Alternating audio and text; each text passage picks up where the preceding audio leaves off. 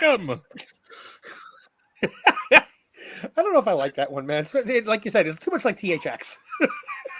It's a little extreme. I don't know why you picked right? Rich, but Welcome back, family. And thank you to Marco for joining us today. Marco from Swytch Comics. How you doing today, buddy? Good. Thank you for having me. Always a pleasure to be hanging out with you all. I assume that we want to. 25 Perez is the first to jump in. Yeah, Elbow bump. Boom, boom. So, yeah, as we were talking right before we went on, I purchased a comic book on eBay, and it got shipped, and it was delivered on my front porch, and no, it wasn't. And it's not on my mailbox. It's not on the side of the house or anything else. It's showing it's delivered. It's not delivered.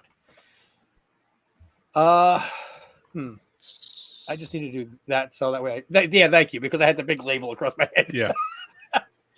So I call. You have to call the nationwide USPS to launch a claim or start an investigation, right? But bear in mind, I live in a small town, Taylorsville, Georgia, and I love these guys. Itty bitty living space. We don't even have a stoplight. We have one flasher in the center of town. It's like 3 blocks. It says entering city limits, leaving city limits. Wow. But I go online. It's like 9 o'clock, or actually call through the automated system, and 9 o'clock in the morning, as soon as it goes live, and file a claim Monday morning. 10 o'clock in the morning, and it says you're going to get a phone call in 1 to 3 days. Yay. 1 hour later, I got a phone call from Taylorsville Post Office. We're sending our carrier out right now to look for it. 45 minutes after that, we found your package. We're putting it on your front steps right now. Wow. 1 hour and 45 minutes. It's pretty good. Yep. So, where was it? Do you know? Well, since I live in a subdivision and all the streets have kind of very similar names, which is stupid, it was at 22 something else. So I got mine in. Yay. And you got a 3.5? Oh, with the surfer label, though. Yeah. Yeah. Yes. Yeah, that's why I like that one. Yeah. See, that's funny, it would be though. more than a 3.5 if it didn't have the ink on the V and up here on.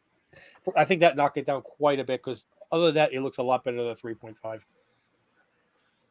It's funny you just got that back, the timing, because I literally just got this a couple days ago.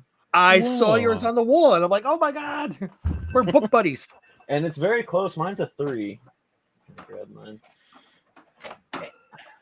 Did you send yours off for grading, or you purchase it as grading? Nah, I bought it on Instagram. Oh, nice. Yeah, it was one of the. You all watch any of those like consignment pages and stuff?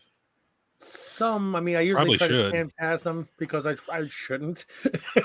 Yeah, it's really bad. But it's my second comic I've bought from that particular page. They're called like Elite Comics 11. Oh, is that the one that it's like claim it for such and such a price, or DM an offer and take a chance? Yeah. Yeah, I've seen a lot of those. Yeah, there's a couple of those. This one particular page, though, I do really like, because it seems their prices are pretty good. I paid $250 on that shipped, and it's like, I'm pretty happy with that. That's not that. Yeah, very, very happy with that. Yeah. Yeah. I paid $3 for that one, so $50 is definitely not worth the half a grade. So I would have taken a $253 instead. You got the cool label though. $5. Greg wasn't retired label. Retired. Thank label. You. Somebody who $7. appreciates it. $7. I really wanted because I got my Fantastic Four 49 and 50 getting graded right now. I just got my 3 in. I'm still searching for 1 and 4. Those are the 2 I'm looking for. But I had this like dream. I was like, I'm gonna get them, and I'm gonna get them all with the surfer label, and then they retired the damn thing. I'm like, well, never mind. Well, I told the missus that I said, officially, this is your book. Because the Marvel Spotlight's first appearance of Ghost Rider is hers. The Ghost Rider #1, which is being graded, is hers. And Mephisto is officially the one that actually creates Ghost Rider, so his first appearance should also be hers. They're all kind of tied together in one. It's almost like FF 48, 49, and 50, but not quite as expensive. I didn't know that. What? Oh shit! What was I going to say? You could get the. Are you going to get the Fantastic Four special label? Nah, I don't like it. Good. Don't do it because Yep. it'll really be the Is that Fantastic the one? Three. Yes, yes. Do you have it handy? or Oh, you that's ready right, to because tell one them? of them's covered by the big CGC thing, right? The hologram. Ben Grimm is Yeah, gets shafted, huh? Gets the Mike Wazowski treatment. yeah. I can't believe I'm on the Nice label. Very nice reference. I like that. Oh shoot! Oh, here it is. Here it is. Here it is. That's dirty.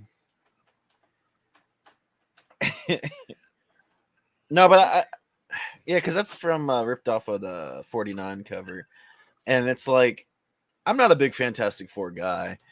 That is so stupid. Yeah, I think they've rectified it since.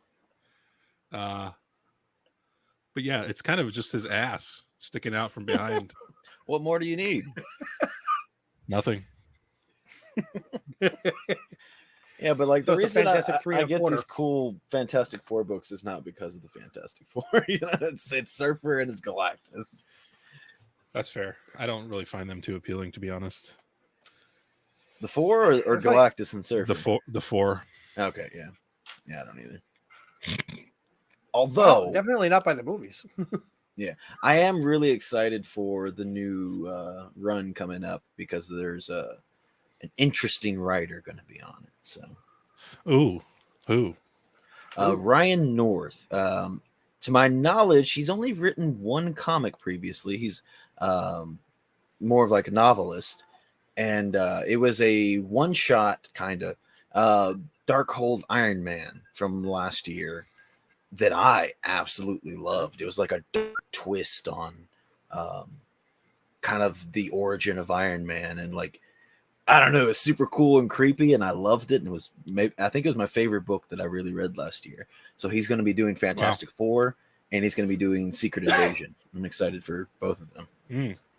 Now, my only question is, and I don't know how anything about his novels or anything, Mhm. but when you're writing a comic book, a one shot is a single story standalone. When you're doing a comic and you've got to plan a storyline for 20, 30, 40 issues, or like Claremont, 100 issues or something, that's, you got to set that out right. Will you stop it? No, I'm just saying, Mr. You're North. picking on me. No, I'm not. I'm too New I'm Yorker for supporting you. you. I'm supporting you. Mr. North needs to be knowing what he's getting in for, or Yeah, else his no. series is going to be short. I'm I thought you were picking up like my I hand said, gestures. I can't promise that they're going to be amazing, but I'm excited because I think a lot of people, when you get more into comics, like you start out by picking characters that you like, Yeah. but then you really start. I think most people anyway start delving towards writers that they enjoy, and it it makes a big difference when you really enjoy the way someone writes. And That's so, like true. I said, I'm excited because it looks like he's just getting into comics, and he could be, not saying like I'm investing in his books or anything, but he could be, the next big thing, where everybody wants to read his books and stuff. So I'm gonna check it out. Well, Let I us don't know mean your to come favorite across, writers in the comments, please. I don't mean to come across as like a negative Nancy No. or whichever. It's just, I mean, I know that I've in my head said, I long time wanted to sit down and write a book. Mm-hmm. I never did it. I don't have time to watch it, to do anything, to write a book. And also, as illiterate as I am, plus I'd actually have to figure out more buttons on the computer. Not happening. So to You can use a sit down and write, typewriter. yes, I could actually.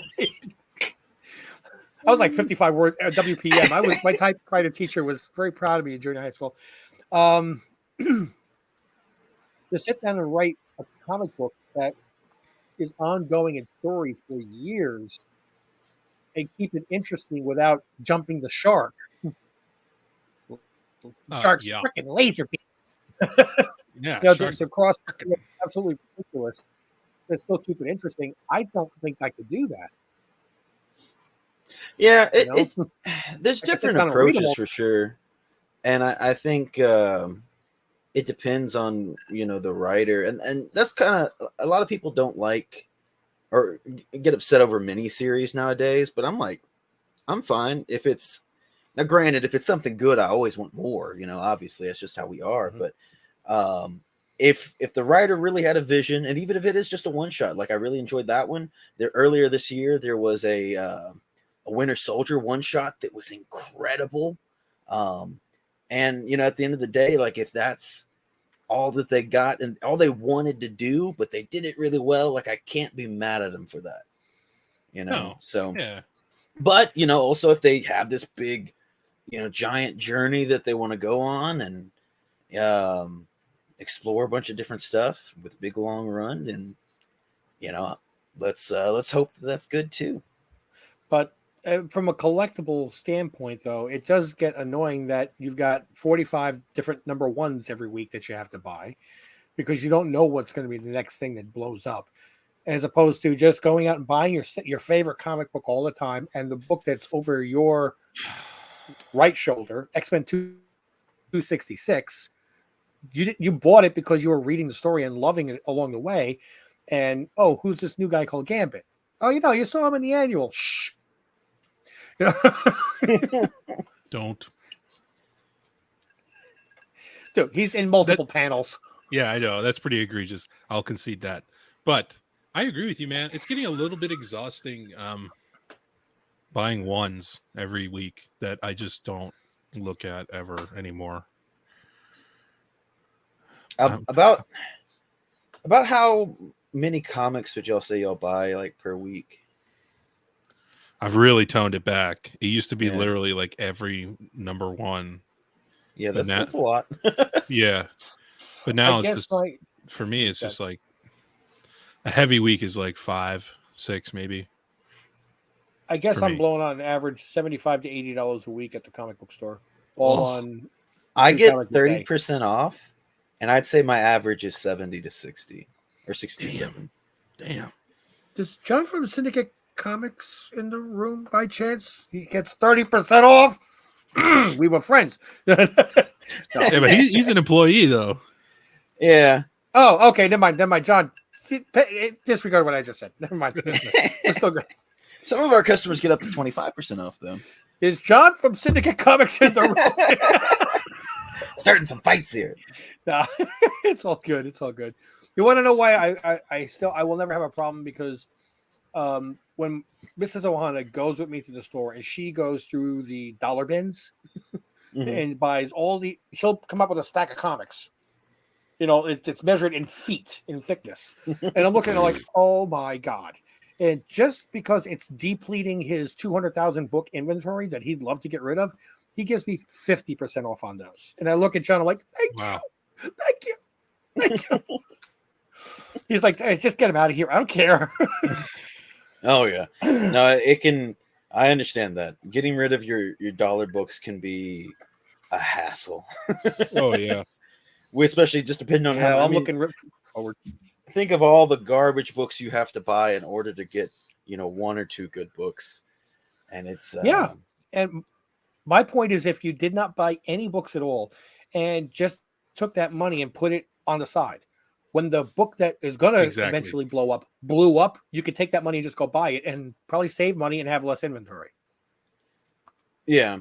Bingo. But you'd have a lot less to read. Well, I was going the direction of, like, as a comic shop, when you buy like collections from people, like you'll buy a long box and maybe there's one good book in there. You know what I mean? But I do see what you're saying as well. For me, I highly encourage continual reading, because I hear that a lot. Like, everybody's on a budget, and so everyone's like, how can I afford this grail that I want to get? And I feel like almost everyone's instantly like, completely cut out your new comic book fund. And it's just like, to me, that is going to stale the experience for you, because I used to collect the 3.75 Star Wars figures. I had probably thousands of figures, hundreds of vehicles. It was an entire basement filled with the stuff. But after like the 2010s or so, and toys really kind of started phasing out a bit, and they weren't making as much as the big cool stuff, and the quality was going down and everything, and they just weren't making anything. I had pretty much everything. I had exclusives from Germany, from Canada, from other places. I had 3 of one figure that most people didn't know existed. Like I had everything.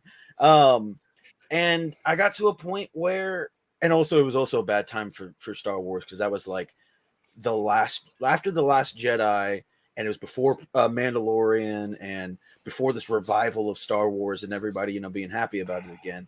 It was in not a fun time to be a Star Wars collector. I had everything, and I got bored, and there was nothing constantly keeping me excited about it. And I think that's important when you're reading new books. Or, I mean, I guess even if you're going back and reading old books, just keep reading. And but with that, I think, new books is a great way to do that. And it doesn't have to be, I don't look at any of the money I spend on my weekly pools. Like I said, it's a lot. I know I spend a lot of money on my weekly books, and I don't think of that as investing. It's entertainment.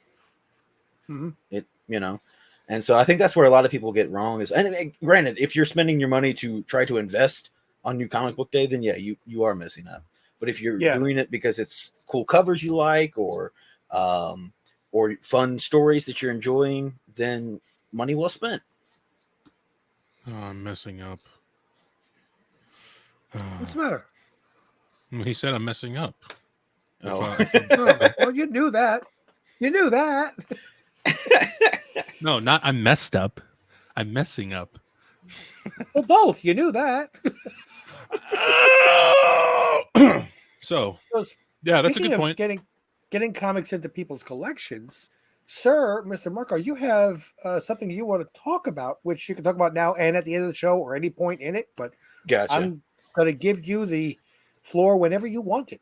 Sure, yeah, I can talk about it real quick. So basically, I put out a Halloween special, which is a little short film with Moon Knight and Werewolf by Night. And we put a lot of work into it. I'm really happy with the way that it came out. It's pretty neat, and I really want people to watch it and give me feedback on it. So to encourage this process, I am doing a giveaway on my channel, which I think is a pretty freaking sweet giveaway, if I do say so myself. So the books that I'm giving away are Moon Knight 14, the first appearance of the Stained Glass Scarlet, which is a pretty iconic. Which is one of the top 10 hot books on cover price this week. Oh, is it? I didn't even pay attention. Yes, it is. I saw that. I'm just giving away cool things. Well, I know it popped up as one of the hot books in my collection. I'm like, really? Yeah. Okay. Then we have Moon Knight 24, which is my personal favorite cover of the original run, which has a lot of awesome covers, but this is my personal number 1 pick. It almost looks like a negative space variant. Yeah. It's gorgeous. I mean, I love Sienkiewicz understands Moon Knight almost like nobody else. And even to this day, like this current issue, came out last week. He had a cover for the 1 in 25. Gorgeous. I almost bought that. I did buy that. I have, I think, every single 1 in 25 from this current Moon Knight run. My brother's a huge fan, and I love this run. Again, following writers, Jed MacKay. I buy everything Jed MacKay does. Did you get the annual this week? Yes. Yeah. Cool. Annual was awesome. Had a lot of fun with that. When did I get the Yuck Lee? Is that the one I got? Continue. Sure. I was trying to think. Anyway, so we have Moon Knight 29. Again, another beautiful Sienkiewicz cover here that is, this full black, pretty hard to get in a high grade. And it's a pretty gorgeous looking book. I would love to get him to sign that in red paint pen. Ooh, that'd be beautiful. With and then quickly pick it up so that way it yeah. If it was still like a paint pen and it could run. Runs, yeah. And then we have Moon Knight number 1 from the Lemire run that this was partially adapted into the TV show. Yeah. Also first appearance of Dr. Emmett.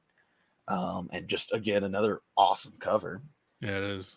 And then for the werewolf side of things, I got some cool old school books here. Marvel Spotlight 3, the second appearance of Werewolf by Night, and the first mention of the Darkhold. Wow. Pretty cool book there. And followed up with Marvel Spotlight 4, the first appearance of the Darkhold and third appearance of Werewolf by Night. Cool. Very nice. So all of those books will go to one lucky winner. Mm-hmm. Whoa, all of them. All of to them. one, yeah. I'm changing Damn. up. Usually, at every giveaway I've done, I'd be like, this one goes to you, this one goes to you, different people. But this time I wanted to change it up, and I was like, I'm going to make one person's day. Whether I do this in the future or not, I might change it up. But I wanted to, do something different this time.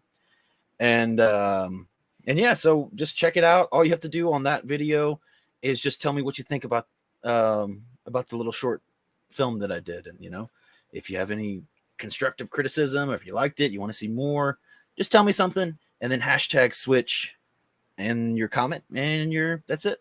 You're ready to go. As you said in your video, because I did watch it, if you just type a hashtag Swytch and you don't leave a comment about what you felt about the video, yeah, he's looking for feedback, guys.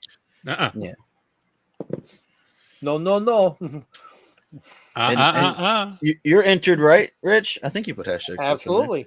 I'm gonna enter. Yeah, go ahead. I'll say I said it to you before the video. I said it as in my comment. I'm going to say it again after watching your video. I don't think people understand how much work goes into making something like that.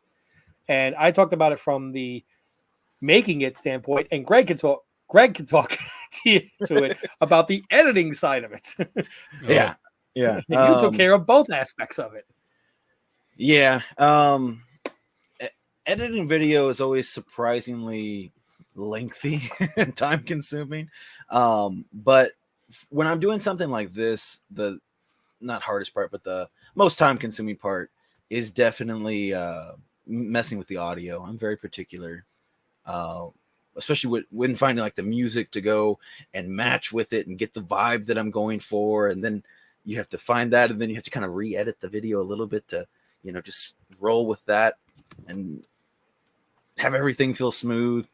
And then finding sound effects and fixing audio and a lot of little silly things that go into it. But yeah, I mean, even just filming, like I said, filming was the shortest part. And even that was for a 3.5 minute video, I think took me 3 hours? 3 or 4 hours. Something I like was that. close. Yeah. Yeah, because my wife and I did a 30-second intro to a CGC unboxing one time. And that took us like 45 minutes outside because it was trying to figure out the right angles and everything else. And yeah. Oh, that one. Yeah. I was really proud of my editing on that one. Yeah, especially say so myself. Especially the audio for comic books. Comic books. The other day I made a YouTube short, and this might have been like a week or so ago, but it was a 13-second YouTube short that I think I spent like 2 hours editing. Oh God. Yeah. How did you do with the views? I think I got about like 3,600 or so. Oh, Whoa. that's really good. That's Yeah, pretty cool. I was happy with it. Yeah, because we just did a full video because Greg had never seen the original Ghostbusters. Wow. So we started a new segment called "What Do You Mean You Haven't Seen?" and we just put that up, and I think we're up to like 30 views. Granted, that is my best performing, actually, just video in general on my channel. It did really, really well, and it was so funny because it was a dumb little idea, and then I start making it, and then like a half hour passes, and I'm like, oh no, what? And it's like 3 a.m. I'm like, what am I doing? Oh no! And then I just keep working and then you're too far invested. I gotta finish it, and then by the end of it, I'm like, I hate myself. Why did I spend so much time on this stupid little 13-second video? And it's like, nobody's gonna watch this. This is stupid. And then it ended up working out right. So I was like, okay, at least I feel justified. How long ago did you wear that? Like I said, I'm gonna double check. I think it was maybe a week ago or so. Um,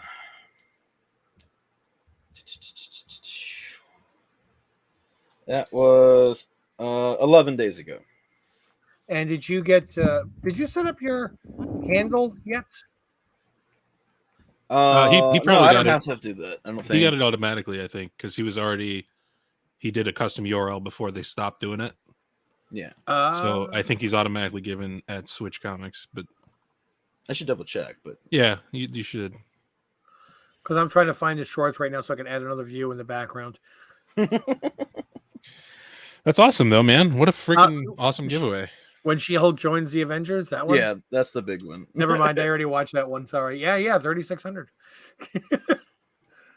I'm one of the 3,600 already. I'm not saying never mind, don't watch it. I'm saying I've already done it. I can't add to it. Already done did. Yep. Going back a little bit, you said you never watched Ghostbusters. It's funny how there's a lot of iconic movies that just kind of slip through the cracks for people, and that's a fun series idea to go back and rewatch things. It's like, what, have you not watched this? We took about 45 minutes one night, Rich and I, and we pulled up the IMDb top 250. Dumped it into Excel spreadsheet. And we both went through and put tick marks next to each one we saw. So we have a list now of ones that I've seen that he hasn't, and ones that he's seen that I haven't, and then ones that we've both not seen. Yeah. Our goal was to find a bunch of movies that neither one of us had seen. And in the process, I'm like, what do you mean you haven't seen that? Right. And I would do the same. Oh, yeah. And then, definitely calling out, like calling me out on movies. So we were like, oh, well, why don't we just do this? Because there's a lot more of these than ones we both haven't seen. So, and since Halloween is right around the corner, we did Ghostbusters. Yeah, fair enough. I think we're going to do Big Lebowski for one that I've seen, I have not one seen. that he's not seen. My big one that I haven't seen, big few, I guess you could say, is Lord of the Rings. That's okay. The trilogy? I've never watched any of it. Not a single movie. Don't watch the director's cut. Watch the most edited cut you can. It's not it's not one of those things like that I haven't wanted to. I just never got around to it, I mean, honestly, I watched all three, and it did not make my life any better. I'm like, okay, if I didn't see it, it wouldn't have been bad. Yeah, I know people are crazy for it. Shop, have you seen the Lord of the Rings movies? Yes or no? Thank you. And the one that I have to go after Greg for, when we were going through the list, he's like, oh, because he was faster than me. Not only shit. Here we go. Yes, I'm sorry, man. I have to call you out on this. Actually, we're moderators on a comic book channel, and that man has not seen Logan. I don't like that movie. You don't like it? Suck my balls, Rich. Which is the button to kick the guy out of the Actually, Logan is not my favorite Wolverine movie. I'm sorry. I like Wolverine Origins better, and a lot of people didn't like it. I liked it. That movie's very goofy. Sue me, but I enjoy it. That's why I liked it. I do think there would have been a better movie if they focused on that little sequence where they're going through the different wars, fighting the different wars. That would have been a cool movie. Yeah. But regardless, there's things I like about it. There's things that I'm like, what the hell's going on? Bit of a mixed bag. Logan, though, I think might have some of the worst writing of any superhero movie I've ever seen. But some of the best action sequences. It does have, and I will say yes. It's not like I completely hate the movie. I just have a lot of problems with it. And I went into that theater ready to love it so much. And even at the time, I was like, yeah, I like this movie, in denial. And then, but I was I knew something felt weird. I was like, what's going on right now? I don't understand. And then I thought about it more and more.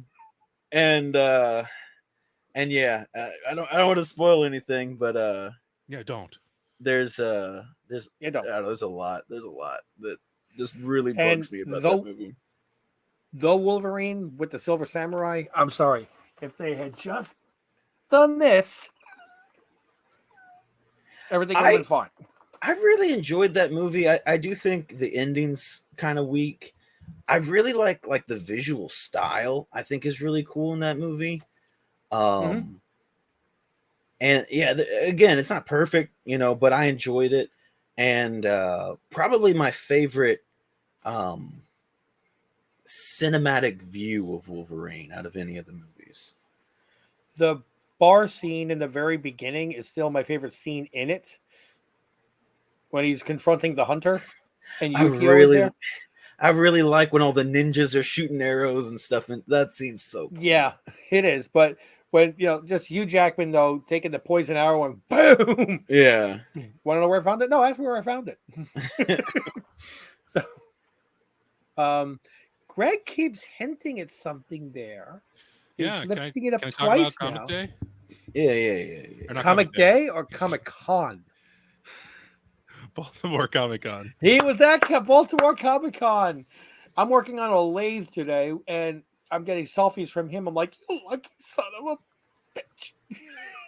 Tell us. I want to know. I have to live vicariously through you. Okay, so first of all, I bought a few prints. Isn't he known by a symbol now? No. Yeah, there was a Prince cosplayer. Not that kind of.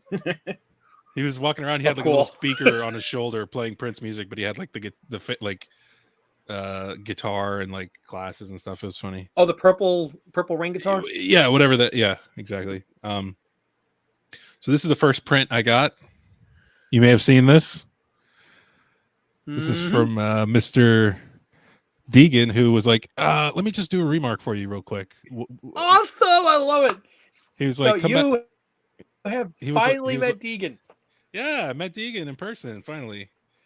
So I got that one, and I got this flash one for a buddy of mine, Jerry, actually.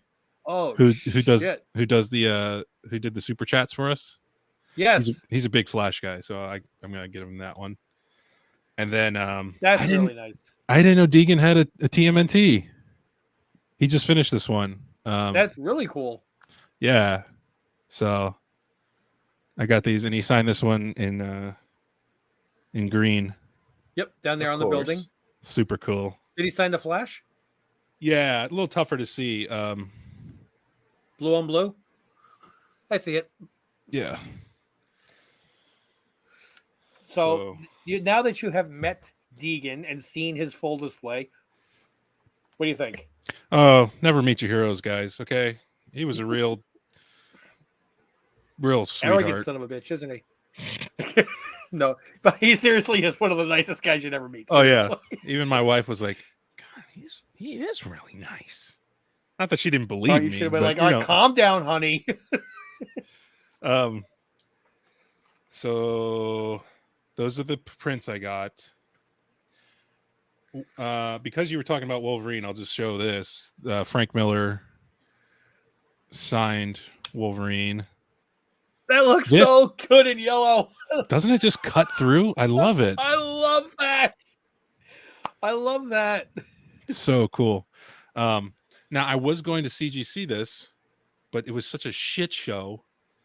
And the line was, I was already waiting for 2.5 hours for old man Frank Miller it was bad. So I was like, you know what? Fuck this. I'll CBCS it. And as I was leaving, I was like, it's taking too long to the CGC people. And then I walked out the doors. I was like, damn, I'm like a mother right now. Showed them. Yeah, I know. That's what I said to myself, to my wife. I was like, it's all I could do.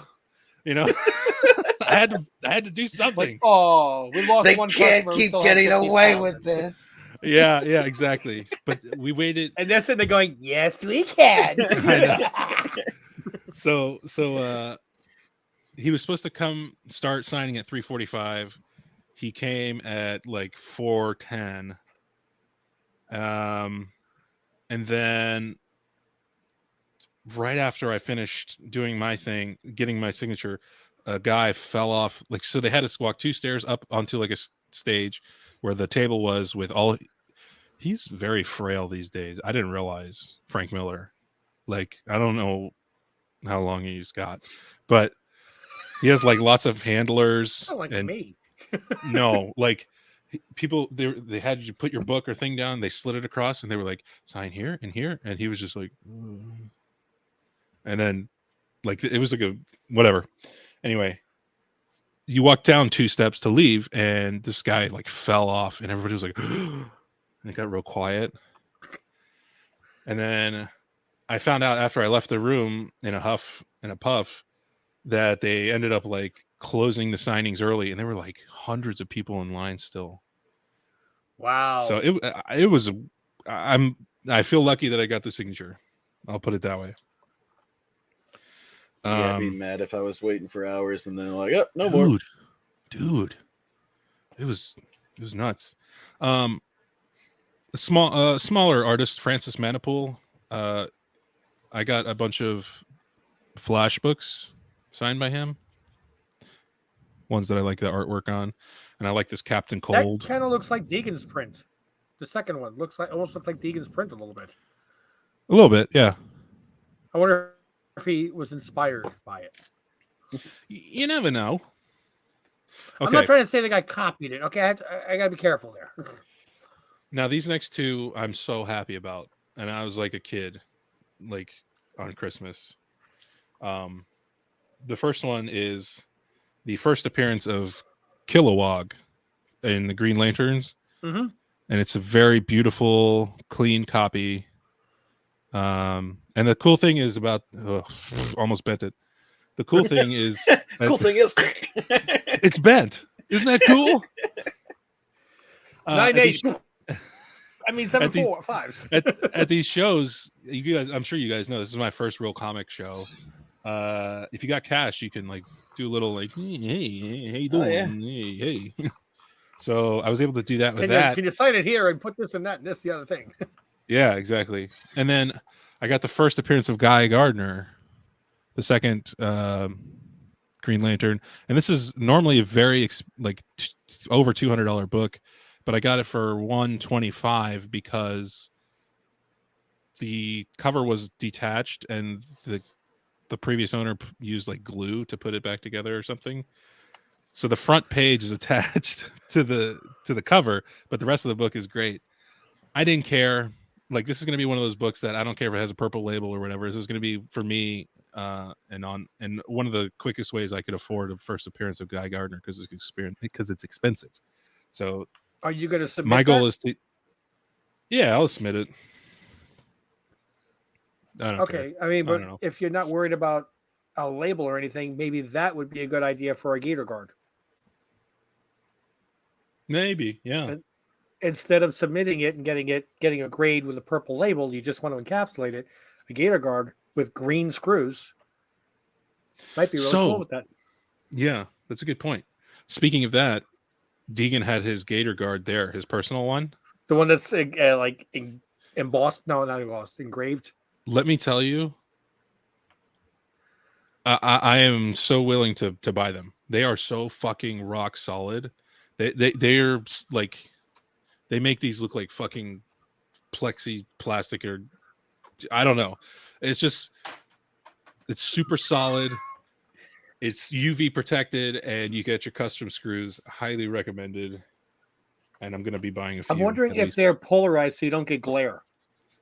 They're not. Oh well. Hey, it was the dream. It's a pipe dream. Yeah, exactly. Deegan also signed my after school. Just so you know, he hasn't signed mine yet. Actually, he said this is the first one he signed. Like outside. Well, this will be the second if he ever comes home. And then he signed the Slumber down there as well. I love that cover. Oh my god. Yeah, it's cool. It's got just all sorts of things. So much eye candy on it. You just got to stare at it for a while to take it all in. Yeah.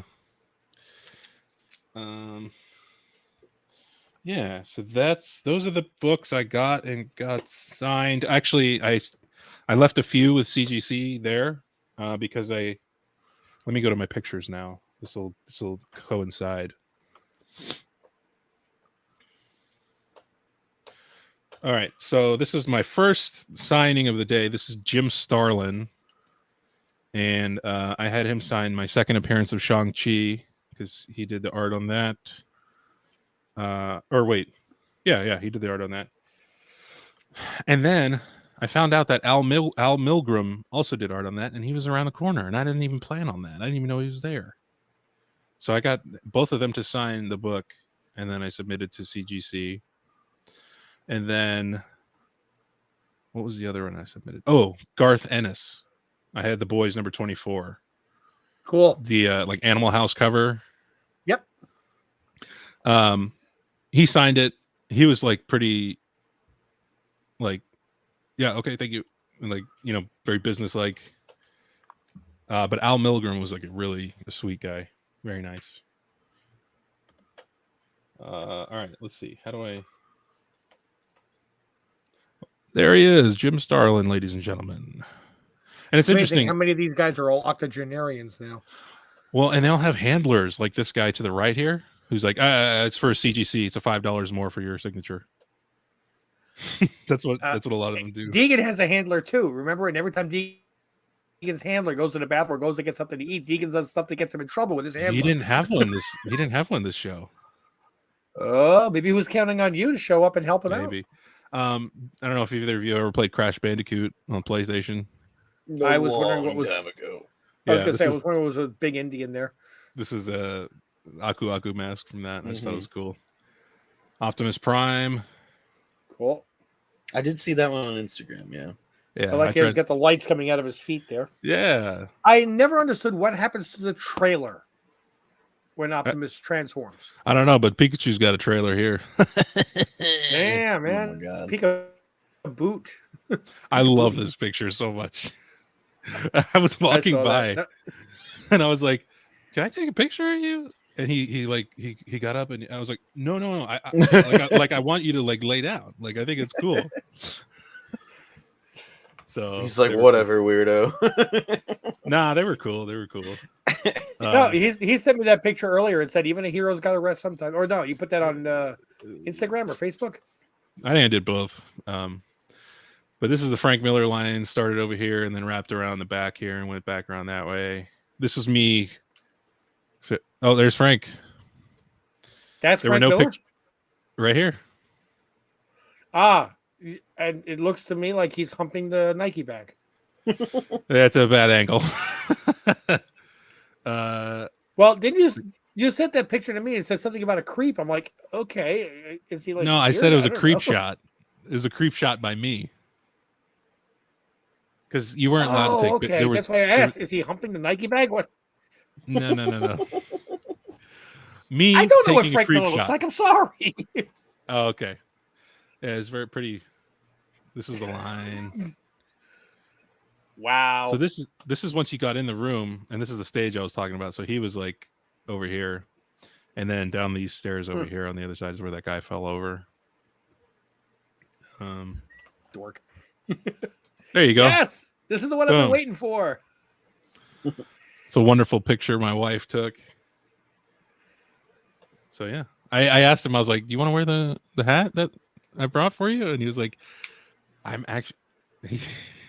I said, "You don't have to," but he was like, he's trying to keep his hair like clean for dinner tonight or something. Did he like the red hat, the red and black? Yeah. He was like, "Oh, this is definitely going on later." Okay. But I told him it was from us. So. Did you? And I know you had a live stream today to join. Thankfully, you did. But did if you didn't have, would you guys have like gone out to dinner or something? Or No, he actually said he's got family in the area. I think he's staying with family. Got family in Arizona, family in Baltimore. I don't know why he's always complaining about hotel costs. He's got like people to stay with everywhere. Yeah. Now, wasn't there another person you were supposed to meet up with at the show? Somebody from our channel? Oh, Larry, right there. Larry, weren't you at the show? Weren't you guys supposed to hook up? I called. I said, Larry, Larry, but I didn't have Larry's contact information, honestly. You got to do like my wife and I do. We're in the store. We yell out, "Red Robin!" The other person goes, "Yum!" Oh shit! So that you didn't get to go? Oh, that's horrible. I'm sorry that things came up, but that's horrible when somebody doesn't get to go to a Comic-Con. Yeah. So, yeah, those are my stories. Yeah, so I reached out to Dustin for the Cartersville Comic-Con because they're setting that up, and even though I have a booth ready for me, on his website it has where you can fill out the application and submit it, and it's on a first come first served basis, not when you send in the application, but when you pay. So, because people might fill out an application and then never pay, why are you going to hold the table for them? So I sent in the application a week and a half ago, and I sent them a message as I'm driving. Shh, don't tell the cops. Dude, I never received a bill from you for me to pay. He said, well, I sent it to you. And again, I'm driving, so I'm like, RI, then it autofills in my email address, and I sent it again. And he says, he responds, I sent it to the wrong email. So he sends me the bill again. I get to the next stop sign, send, before the guy behind honks me, starts honking while I'm driving home. I'm like, I really shouldn't be doing this while I'm driving, but I gotta have my table. Now it, so yeah, it is, Larry. It is a pain in the tuchus, but at least you get your house. Yeah. Well, Deegan, you know what?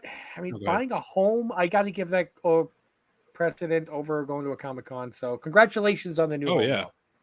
Though. Hopefully, it has plenty of space for comic books. I think he talked about it, how he's going to have like a comic book lair or whatever. Hell yeah. That's right. Yes. That's where Tiago could go. Speaking of which, right. Tiago's going to work there. Yeah. You're fired. No green card for you. What else was I going to say? I don't know. You didn't say it. Saw these really cool guys called Because Science, and they like repurpose old tech and they make it into art. Okay. It sounds artsy fartsy, but familiar. like it sounds familiar with the Beyond Science, Because Science. So you may have seen them. I don't know. Like they'll take like a motherboard and shave it down and put it into like the flash symbol or something like that. And like they have like these old like floppy drives that they make like flip notebooks out of. They make the covers, the old floppy disks and stuff. It's cool. It's cool. Very cool. Yeah. Marco, what's the next comic convention that you're hitting up? Yeah. I think I'm going to Lexington. Is that next month? I think so. I have to double check. But yeah, I'm pretty sure it's next month. He might be on board for that, Larry. And it should have some good people, if I do recall. I don't know. Oops. Because I'm pretty sure it has like Rosario Dawson, somebody else. Let's see, the Lexington Comic Con. Oh, that's not till March. I think I'm getting confused with something else. Anyway, I am going to this one though. But it is in March. Let's see. It's got Anson Mount, Alan Tudyk. Oh, that's pretty cool. Oh, I love him. Oh yes. Oh yeah. Sam Raimi's gonna be there. Nice. Is it in Lexington? Yeah. It's a drive, but it's doable. I'm actually thinking about. I wonder if I should get another Ahsoka Funko Pop and have her sign it. Yeah. I don't see. I can put it on the shelf right behind Ashley Eckstein. I don't see it on the page, but I'm pretty sure Rosario Dawson's supposed to be here in Lexington. But you know, more guests will be. And right now, there's a bunch of like to be announced and stuff, but right. And then at the end, it'll be to be canceled. Hopefully not. Lexington is always a really, really good con. They have tons of awesome people all the time. This Well, they just had a couple of big cancellations at Baltimore at the last minute too, though. Yeah. After COVID, things have been different. Definitely the last Lexington Con I went to, I don't think it was a bunch of cancellations or nothing, but it was just noticeably a lot smaller. But that was like their first one back. So I think they were, getting whatever guests they could and, making it happen. But I'm definitely excited. I don't know, with Sammy Raimi being there. Well, first of all, that line's going to be insane. I don't know what I would want him to sign. Yeah, I was trying to think. Yeah, because like it's. I'm sorry. For me, it's got to be an Army of Darkness poster. Yeah. What about an which Army is of Darkness another comic? movie he hasn't seen yet. I don't know. It's like, I don't know if I'd want a poster. It's like signing comics, signing figures and Funko Pops. I like those, but like what I wouldn't want him to sign like a DVD or something. Yeah, I don't. Well, why don't you get the Ash versus the Evil Dead, or Ash? What do you call it? Army of Darkness, Bruce Campbell versus the Reanimator, or something along those lines. And have I was thinking there is a Spider-Man movie cover. I don't remember what comic it is. I'd have to figure it out. But it is, the Sam Raimi Spider-Man. I think it's probably No Way Home. Just like that we 1, 2, or 3. Didn't he do one of the first 3? Yeah. And it's just like Spider-Man like crawling on a building or whatever. But it is the Tobey Maguire Spider-Man. It's it's just like a probably like the movie poster or something, but they printed it on a comic book. And I'd be like, that'd be kind of neat, I guess. But it's like, is that worth? Because like I know that's going to be just a crazy long line, and I'm going to be working anyway, so like I don't even know if it'd be possible. I'm like, that was a really sour experience for me because it took forever, man. Doing the line thing. Yeah, so I don't know if I'm going to do that kind of thing again. I might just wait. When I did Huntsville, I wanted to get Claremont's signature. Mm-hmm. And the line, not only was it not that long, but it was just nobody was moving. Yeah, you told me. I wound up submitting books to CBCS, and I waited online for 45 minutes, and the line was side by side with the Chris Claremont line. Our line was moving faster, submitting books to CBCS, than the line for getting signatures. Isn't Claremont the one that doesn't charge for a signature, but also will sit there and talk to you for like an hour? I guess that's why the line was so long. I think that's him, if I do recall. And he just likes doing it. If I'm remembering the right person, just likes to talk to fans about the X-Men and what's going on in the new comics, and he's just out there vibing. Yes, Larry. Yeah, a long time ago, I went to a convention in Atlantic City for the 500 home run hitters, mm-hmm. and the slowest line by far was the Frank Robinson line. And when I got up to the front, I was going to complain to him, and he reached out his hand and he shook my hand and he talked to me. Where am I from? Got to know me. I didn't care how long the line was at that point, because that was the one signature that I walked away going, that was amazing. That Hall of Famer just took the time to get to know me. So if Claremont does that and it takes 2 hours or 3 hours to get his signature, it would be worth it. At Dragon Con, I waited online 3 hours to donate blood. I got nothing out of that. God bless you. If I waited online for 3 hours and got that amazing Wolverine signed by Frank Miller in the yellow straight across like you just got, I would be happy, extremely happy. That looked gorgeous, Greg. I'm so happy you have that. Oh, thank you. Yeah. I feel lucky too, because he stopped, like I said, not too long after I got there. I got the dang book right here. Yeah. Were you like going into it, you knew you wanted the yellow? Yes, I brought my own marker. That's what I was going to ask. Yeah. Because I'm glad I did, because when I went up, I was like, "Do you guys have yellow?" Because I thought I saw it, and she was like, "No, we have gold," just like that. And I was like, "Can I use my own marker?" And she was like, "Yes." So I gave it. Yeah. And when he was done signing it, he just kept holding it. She had to be like, that was just mine. Yeah, no, when I got Hey, Larry,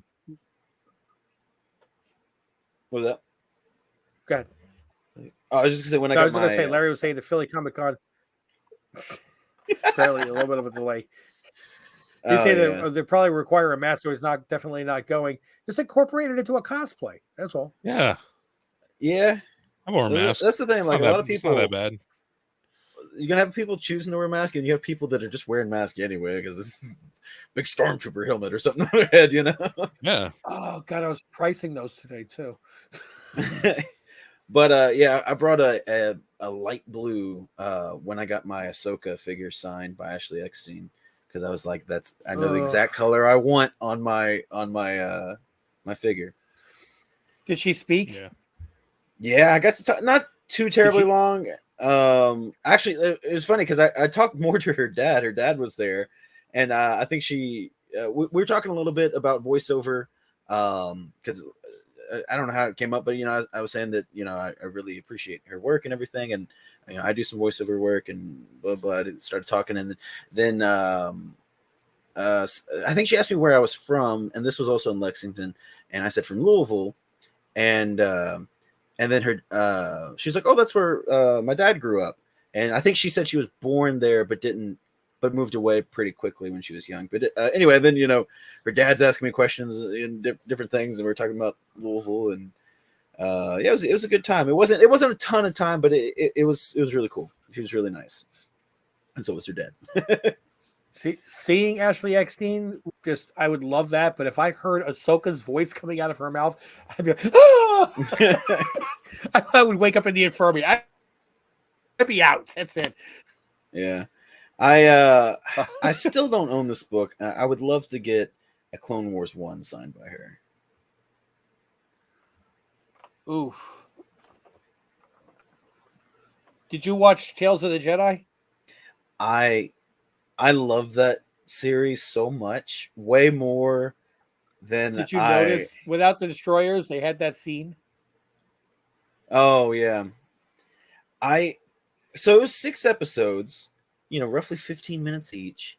And I was just like, oh, that's just going to be some little fun little mini stories or whatever. And was just in awe. I immediately went and watched it again. It was so much better than I could have ever prepared myself for. I thought it was amazing. We did too. We have a guy that supplies us with drills and just miscellaneous hardware, and he's a big Star Wars fan. He comes in a couple times a week, and we're talking Andor and She-Hulk and everything else. He likes She-Hulk, and I asked him, "Did you see Tales of the Jedi?" He said, "No, I'm going to be watching it tonight and tomorrow." I said, "Honestly, you like Andor?" He said, "Yeah." I said, "This bitch slaps Andor." I don't know about that. I'm sorry. No, this bitch slaps Andor. I am loving every grueling second of the misery. Grueling. There's your good word for it. That's a good word for it. Grueling. But I'm all for it. This is a type of show that is miserable because the characters are miserable. And it's like, this is the oppressive fist of the Empire. Yeah, but you know that how the art dealer that's manipulating everything right now, which one fan got on Facebook said, "Yeah, that's Palpatine." You're stupid. Anyway, he said, "I don't think so either." He's the more they suffer, the more they want to rebel. I'm like, does that mean that we have to suffer too? I'm all about episode we're preparing, and the episode before that, preparing to prepare. That didn't bother me. I don't, which is surprising because usually you have a higher tolerance for that than me. Yeah, I'm all about this. I don't know. Hey, everybody. Mac and cheese. Yummy, yummy. Send mac and cheese. Seriously. Got me thinking about it now. Sub-Zero cosplay? Yeah, because it's getting cold. because it has a mask. Sub-Zero, Scorpion. Oh. Any of I your was thinking ninjas. I was thinking Mr. Freeze. I'm sorry. I Oh, didn't get it. you're fired. Yeah, well, it's a DC character. I'm not very good at it. So, Yeah. So what were we talking about? Yeah, Andor. Andor. I don't think it bitch slaps Andor. I think they're a little bit different. I don't know if they're apples and I think it's more apples and oranges kind of thing. I will tell you that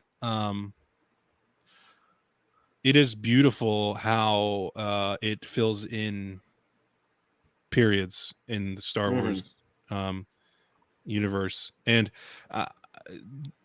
what's his name? Rich. me? Rich did a yeah. Who are you? Who are you? I don't know. Rich did a really great job in abridging Clone Wars for me. I made it through all the way up through 5.5 seasons, and then we kind of went through, and he was like, "You got to watch this, and there's these." Skip this, skip this, watch this, skip this, watch this. Wait, did you watch the last 4 of season 7? Yeah, Rich and I watched the last 2 together. Yes. Okay. Because I was like, you have to watch that before. Because I had to see his reaction. Yeah. Before, Yes. I don't know what episode that was in Tales of the Jedi, but the training 5. episode. Yeah. Yeah. 5. Yeah. So otherwise, that does not hit the same. Right. Yeah. Absolutely. So it's really beautiful, man. Like I'm loving this this new corner of Star Wars for me. It's nice, and it was nice I to gotta see get him to Anakin watch Rebels change. now. Yeah. I got to watch Rebels and then Bad Batch. Yeah. Well, the thing is, because you went from episode 1 to 2 to 3, you didn't understand why Anakin had that downward spiral so quickly. Clone Wars bridged it and explained it. Just like everybody's like, oh, so Dooku was a good guy, now he's a bad guy. This is kind of explaining Tales of the Jedi. I need a Dooku series. I need a Dooku Qui-Gon series. Well, we were talking about it. Rich said himself, if you told me before I'm enjoying these Dooku episodes more than Ahsoka ones so far, I wouldn't have believed you. But they were very rich. It was great. Loved them. Yeah. The Dooku stuff was really, really solid. So what was crazy about me was how much... I was just say real quick, how much emotional depth is packed into these tiny little 15-minute episodes. Yes. I didn't imagine that to be possible. I know. When we were going in, I was like, oh, God. These are going to be 15 minutes, probably 11 of footage and 4 of credits. Ahsoka is the droids. And I don't want to spoil anything for anybody, but, when she's, I guess, the training droids. Yeah. Okay. That could be, that's not spoiling anything. And everybody's watching. Did you notice one of the people watching had a top knot? Yeah, so very young little God, what's his name when he's not Kanan? Caleb. Yeah, that guy. Well, he's just there chilling, I guess. But yeah. I don't know. Some people were kind of throwing a fit over that because they were like, they're not supposed to know each other. And also the old guy with the weird long face and the one that was in Obi-Wan. And he was in Obi-Wan. That's right. You said Obi-Wan. I was like, what? I was like, oh yeah, no, not doing too well in Obi-Wan. It was so weird to me because I think people vastly misinterpret little scenes, and they're like, they're not supposed to know each other. And look, he's clearly training her. I was like, this was like a little exam. And I'm sure this is Jedi number 20 of the day, come on, come do your Jedi exam and move on to the next guy, this wasn't an intimate relationship. He came in and he pressed the button on, or Ahsoka came in and he turned the simulation on. So it's just fun little Easter eggs. A lot of people I saw throwing a fit over Tales of the Jedi for some stupid reason. They told a lot of stories that I didn't know I needed to know, but now I'm like, how did I live without it? Yeah, no, for sure. I definitely, I love Clone Wars. It is amazing. but there was always a few things I wish they touched upon more, and one of them was Count Dooku. Yes. So there's still some other things like I don't think like they barely touched on Grievous. I always wanted more Grievous. They barely touched on Windu, and when they did, he was paired up with Jar Jar Binks for whatever reason. It's like I want the badass Windu in the 2D, you know, in the 2D animated when he's just like throwing the bolts off the droids. I was like, I want that Windu. Where's that guy at? Yeah. But yeah, like I said, I mean, overall, you know, Clone Wars is incredible, but there were certain characters that I definitely wanted to see more from, and maybe, you know, we'll get a chance to with stuff like this. So we got Dooku. You know, I'd like to see more, but even if we don't, at least we have this, and that's so good. You know? Look, and I don't want to spoil anything for anybody. So if you have not seen Tales of the Jedi and you're playing on it, I have to raise my hands because I'm going to be talking about something. So hit mute. Okay, when the hand goes down, you're clear. Yaddle. Oh yeah, Dude, that was crazy. Yes, and I mean the fact that when it opens back up and you got the light coming through, like the light of the light side of the Force, and then when it closes and it becomes darkness again, you almost look like almost looks like Dooku is embracing the light. yeah. And then when it becomes dark again, he loses it again, and Palpatine like It was funny because I'm down. Okay, she was in 2 episodes, right? It sounds right. Well, Yeah. I'll hold my hand up still. Because okay, yes. Hey, go back up. So yeah, because I think 2 episodes, or did she have like extended scenes and like had a time jump in the 3rd episode? Maybe that's what it was. But my point first is was with Qui-Gon, second was with Windu, and then the 3rd one was with Yaddle. You know it was 2 episodes because it was the Windu episode. When he came back, right? Yeah, and he saw older Qui-Gon, right? Or was that the 3rd episode? No, briefly he saw older Qui-Gon in the 3rd episode. That was the 3rd episode. Okay. I've watched all these about 5 times already now. I know. I'm trying to remember because there is a big time jump in that episode. The last scene of episode 2 is when they come back and he acknowledges to Mace Windu that he has got the council seat, and he says he bows to him as a master, and then turns around and then it fades to black. Okay, regardless, there was a point though where I was like, why are they focusing on Yaddle so much? Like, why? It's a fun little here's a little cameo or whatever. But it's like, why is she in this episode so much? And then it clicked immediately. I was like, oh no, like I know what's going to happen to her. Anyway, yeah, but how? Did you know who did the voice for her? I didn't, but I found out. Yeah, Bryce Dallas Howard. I almost said it wrong. Yeah, which was pretty cool.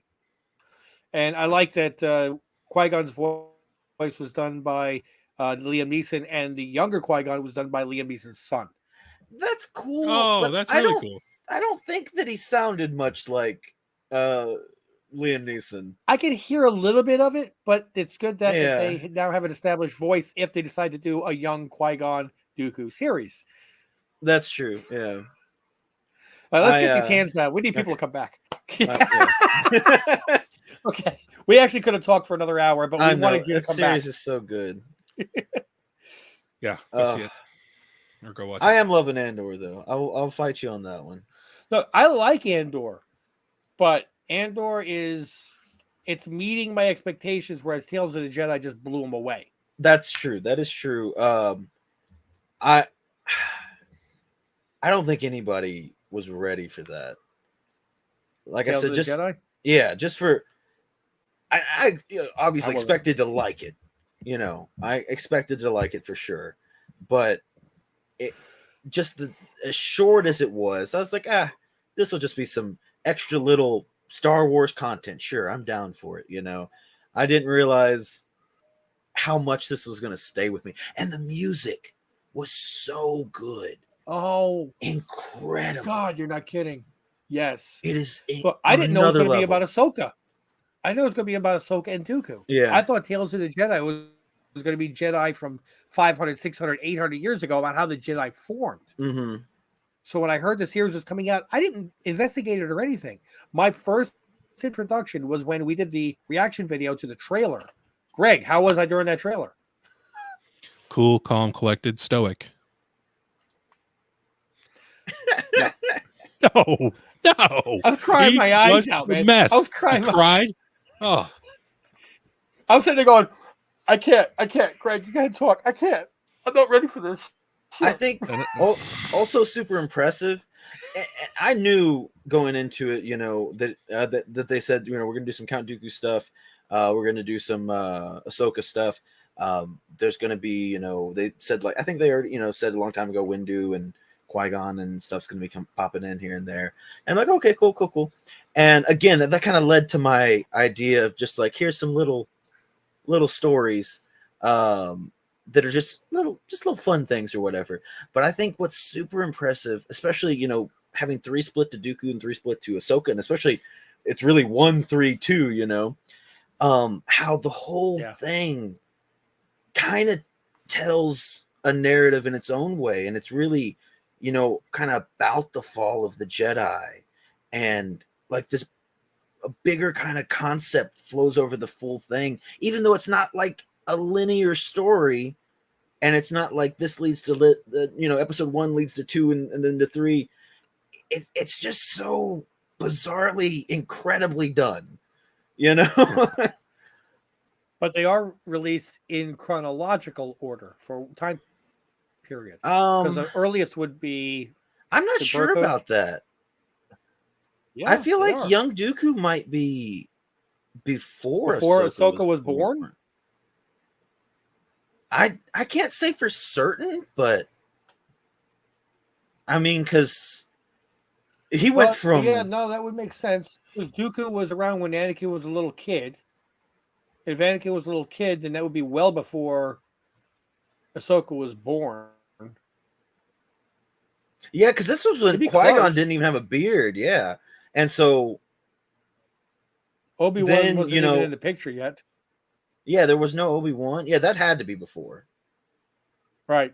But so scratch that last statement. I do agree that's the perfect episode to open with. Like that's a great way to open the series. And it tells like this emotional story, which is a weird thing for me to even like try to describe. But it all does feel cohesive in that way. And it's just, and from a writing standpoint, I think is insane. And I don't want to spoil anything on this, but I'm sorry I have to a little bit. If Ahsoka has that much of a connection with animals, I can't wait to see the Ahsoka series to know when they went after Ezra Bridger, who also had an amazing connection with animals. To see if that ties together in any way, shape, or form. So I found a breakdown here of timeline. You want me to read it? Sure. First episode. I know I'm wrong already. So go ahead. The first episode centers on the birth of Ahsoka, who was 14 years old during her introduction to the film universe in Star Wars: The Clone Wars, which, according to the chart they link here, took place in 22 BBY before Battle of Yavin. This means that the episode itself takes place in 36 BBY. See you, Marco. Oh no, we lost Marco. The second episode, the second episode jumps to Dooku and Qui-Gon as they go to the ghost town. And given the episode depicts a younger Dooku before he left the Order, somewhere around 44 to 41 BBY, this episode could take place anytime in the years preceding that moment. Episode 3, titled Choices, continues to follow the former Jedi. This time he and the Jedi Master Mace Windu are brought... There aren't enough clues to establish an exact date. However, it has been theorized that the death of the person in that episode, starts with a K, occurred between 68 and 42 BBY. Given the surrounding events, Qui-Gon being the apprentice, the next episode contains Easter eggs for fans and a direct callback to episode 1. Okay, so the last two shift focus back to Ahsoka. given the person dies in episode 3 of Clone Wars 22 BBY, the end and ends with Order 66 32 BBY. The episode, which has a few time jumps of its own, must take place within that decade. Last but not least, episode 6, the easiest one to place on the timeline, begins after Padme's death in 19 BBY, which happens. So I hope you were paying attention as I read that, because I wasn't absorbing as I was reading. Basically, it sounds like the numbers jumped all over the place. Yeah. I came in late. My internet crapped out. Anyway, another thing I saw people getting really confused about was they didn't realize in that practice episode that there's several time jumps, like when she's getting knocked out and stuff. Yeah. And like, I don't know. I feel like a lot of people are just stupid, and you have to forcefully. There has to be a big title card that says like 6 months later or something, like, or people just. Well, we're can't here. Then we're in the middle of a ship. She's got one green lightsaber. She's got 2 white lightsabers. Her hair, her hair tendrils look longer. She's taller. I think it's probably people not giving their undivided attention to the episode. Could be, yeah. Because that's something where you could, if you're like on your phone while you're watching it, you could, just. And I don't want to sound too rude, because like, if you miss it on your first go around or whatever, but I'm more so specifically talking about like these angry people that are just on the internet yelling about how stupid everything is and whatever, and it's just like, you didn't even pay attention. How are you going to complain about something that doesn't make sense? And it's like, no, you just didn't notice anything. That is actually what happened there. Yeah, well, my favorite example of that was that guy that complained about somebody wearing a shirt that said "Stop Wars," and they complained like, "I bet you this hipster chick never even saw Star Wars." And somebody replied, first off, that says "Stop Wars," not Star Wars. Second off, that's Natalie Portman. She was in the fucking film, you moron. Oh my god. Oh my god. The hipster chick. That's Padme, you idiot. Yeah, now if you said something like that about Gwyneth Paltrow, I'd let it slide. But pretty much anybody else, they probably know what movies they were in. No, it's like people after the episode 8, people were complaining about Luke Skywalker calling it a laser sword instead of a lightsaber. And in my head, I'm like, that's Mark Hamill. He can call it whatever the fuck he wants. Yeah. Who am I to override Mark Hamill? He can call it a giant Tootsie Roll. I don't care. It's Mark Hamill. Yeah, there was also some stuff, people complaining. Like, there was an Ahsoka novel, which I've read some Star Wars novels, some of the old stuff, but I don't keep up with them or the new ones or nothing. But apparently this, like, contradicts some of the stuff from the novel a little bit or whatever, and people were freaking out about the Star Wars canon. I'm like, as far as I'm concerned, Filoni decides what's canon. Like, it was Lucas, and then now Filoni. Whatever he says, I don't think there's anybody that can touch him on it. Like, he's the man.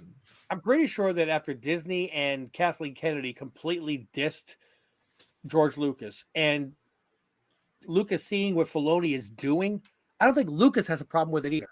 Oh no, I mean, because that's what the thing.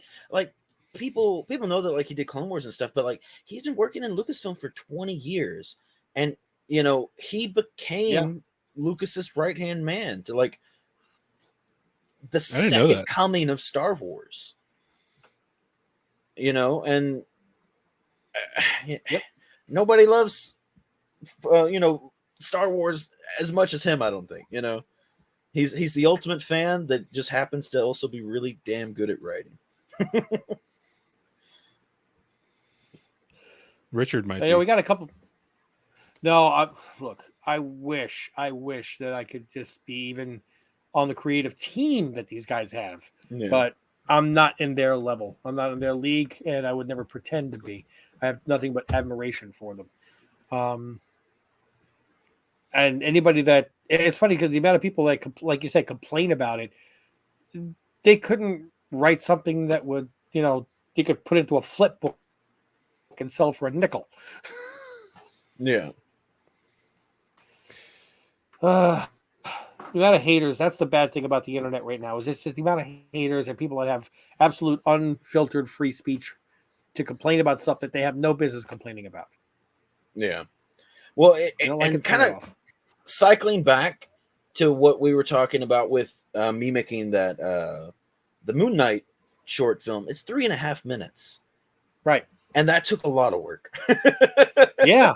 Imagine making 7 seasons of Clone Wars and, you know, The Mandalorian and everything else, and it being incredible. You know what I mean? Like, well, and I did see an interview with Jon Favreau and Filoni, and Favreau does touch on the fact that he wrote Mandalorian season 3, and the amount of fun that he had doing it and introducing all these new characters. I'm like, are you introducing new characters, or are you bringing characters in from the animated series?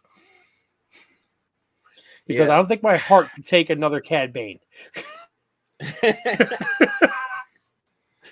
I'm sure we'll see Cad Bane again at some point. Well, just why? Because his heart monitor was still flashing, showing he wasn't dead. That's it lingered on the shot for too long. It means something, okay? Yes, he's got.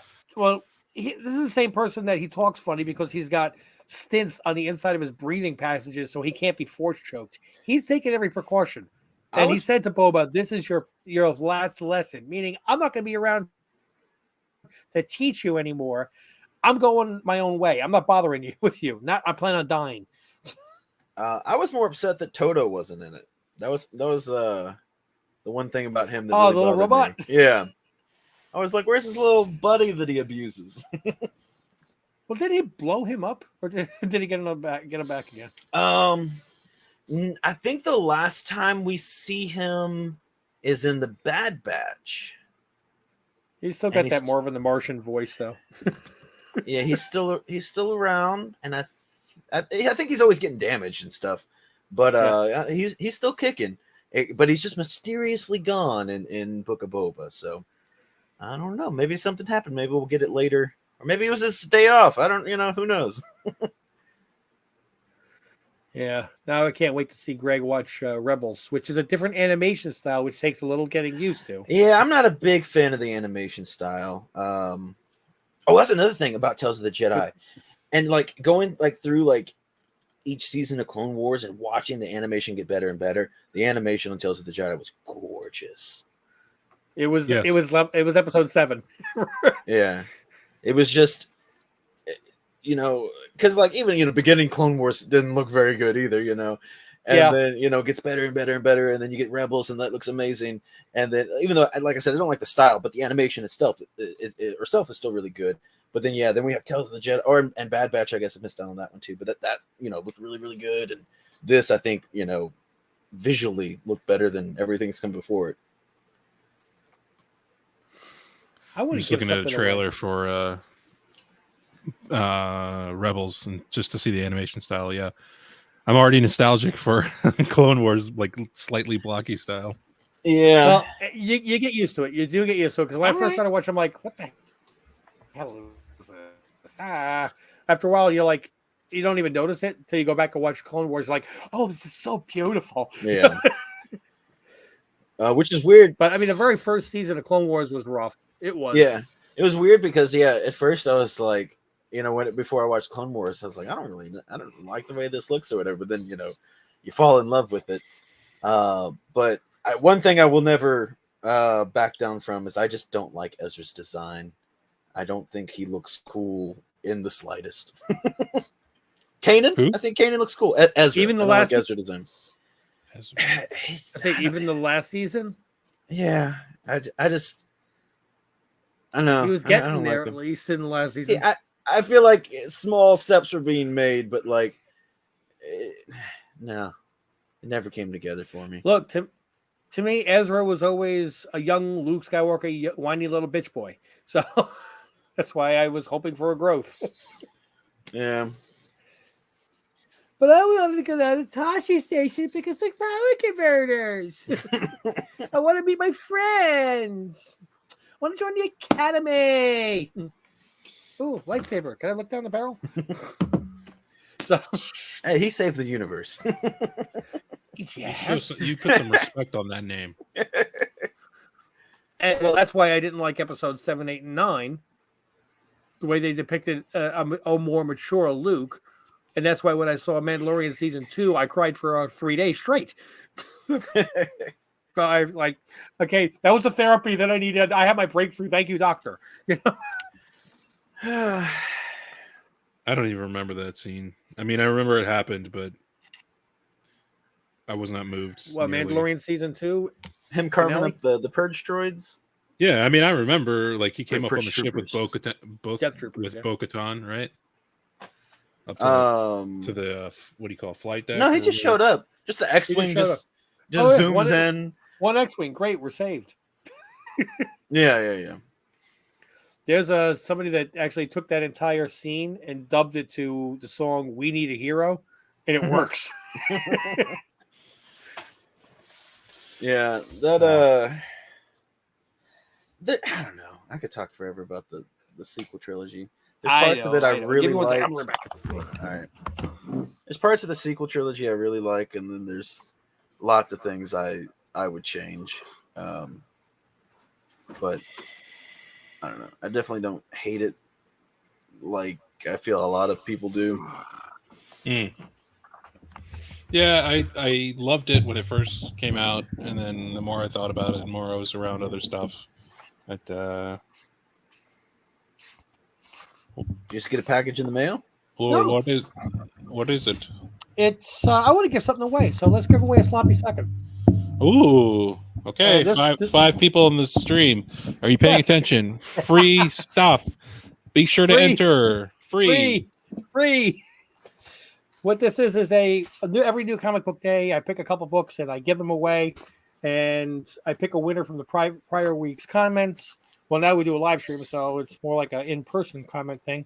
But if nobody claims the package, it sits here, and it's now waiting for somebody else. So I don't even know what's in this. This is actually got about Ragman won this, I guess, about 6 months ago. So it's already got a Gemini mailer. All I got to do is just put a new address on it. Will it be you? Okay, so what are we going to do for a hashtag word? I want hashtag Swytch. Oh, okay. Or hashtag sloppy. What's the difference? Hashtag Swytch. So, ladies and gentlemen, free comics. So, ladies and all we have to gentlemen, do could is be amazing. type in the We don't know what's in the in comments, there. hashtag Swytch. Swytch Comics are Free honored guests comics. today. We Get have your Larry free over there. comics. Hey, Xbox, are you in? Tennis, are you in? Shop, wish I he's had still a- hanging out in the background. 25 Perez. Hey, come Perez, on, thank you. Join. Perez is still here. Yes, absolutely. We got 2 people. Where's Tito? We got a Damn it. competition going. Fresh.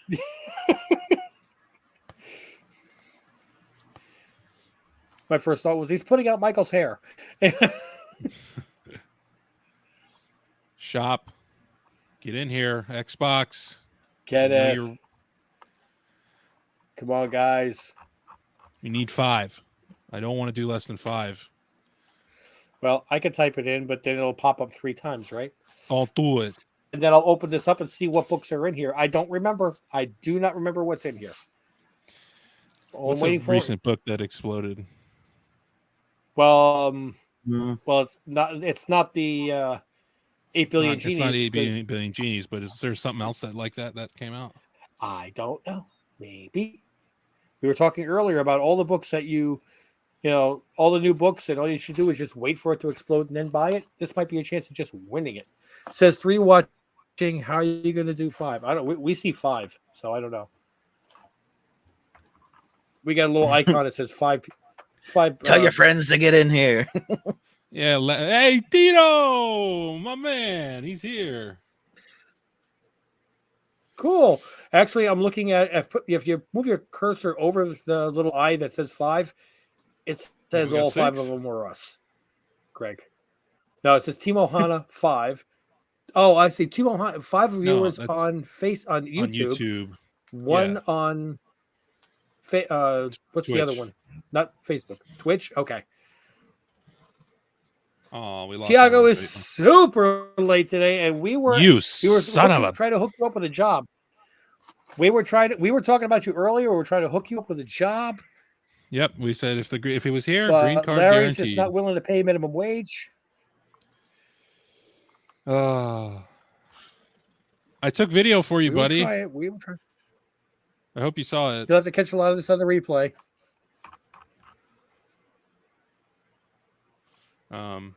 Yep. Larry said earlier that the only way Tiago can work is if he can pay him 50 cents an hour because he just doesn't have the money to pay you full. But it's still in negotiations. We're working on it.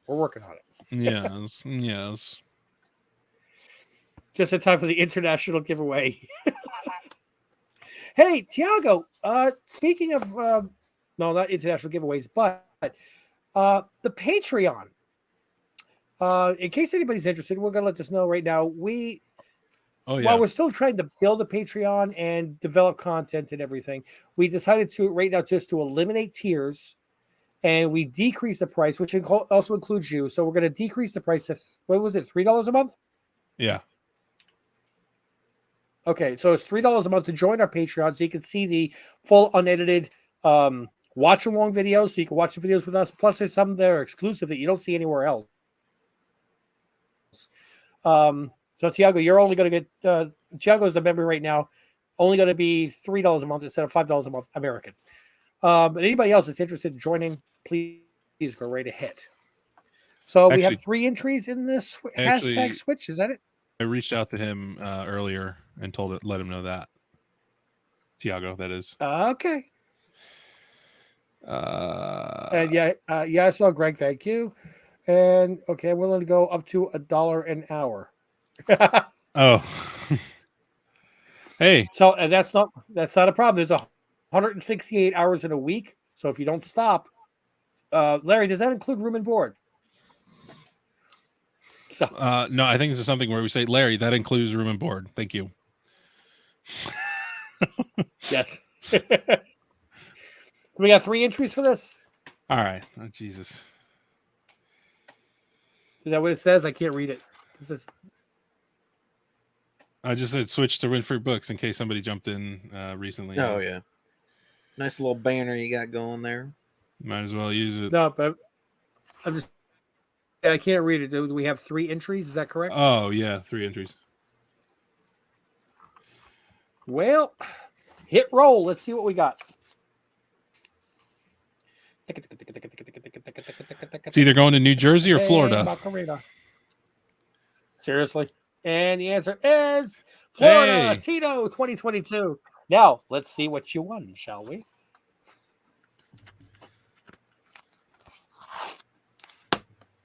Again, I do not remember what is in here. It's already packaged up in a Gemini mailer. Back on board. Something very DC-ish.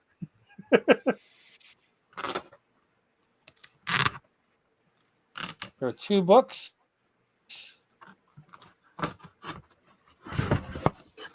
I will repackage this with all the love and caring I do this off.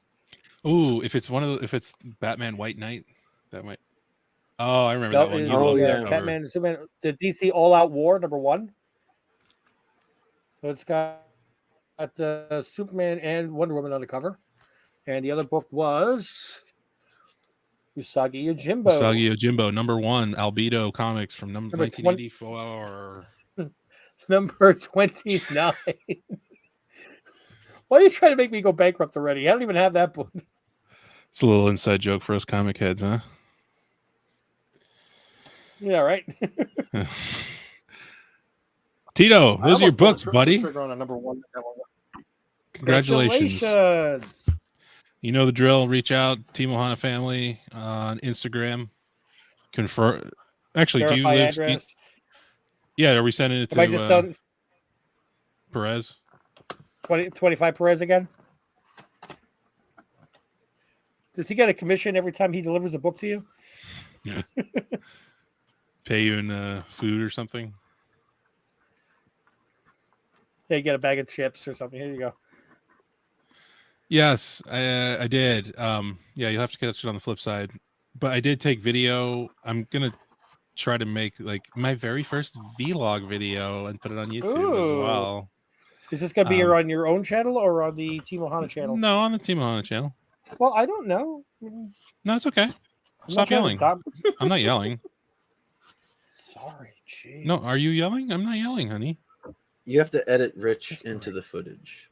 That's how. Just I just green need- screen him So I'm in. gonna- I just need to get like, yeah. Need to get Rich a green screen and just have him like doing some like stuff on behind the green screen, and I can just That's too edit much him like doing anything. exercise. It's too much like exercise. You can just do this, Yeah. and it'll be like you're walking around. Wow. So many cool things. Is Tito? Is he okay? Oh, Well, I mean, I know he's alive because he was the first person to comment on the video all the way up at the top with the elbow bump. So did you have So, surgery on your just- elbow?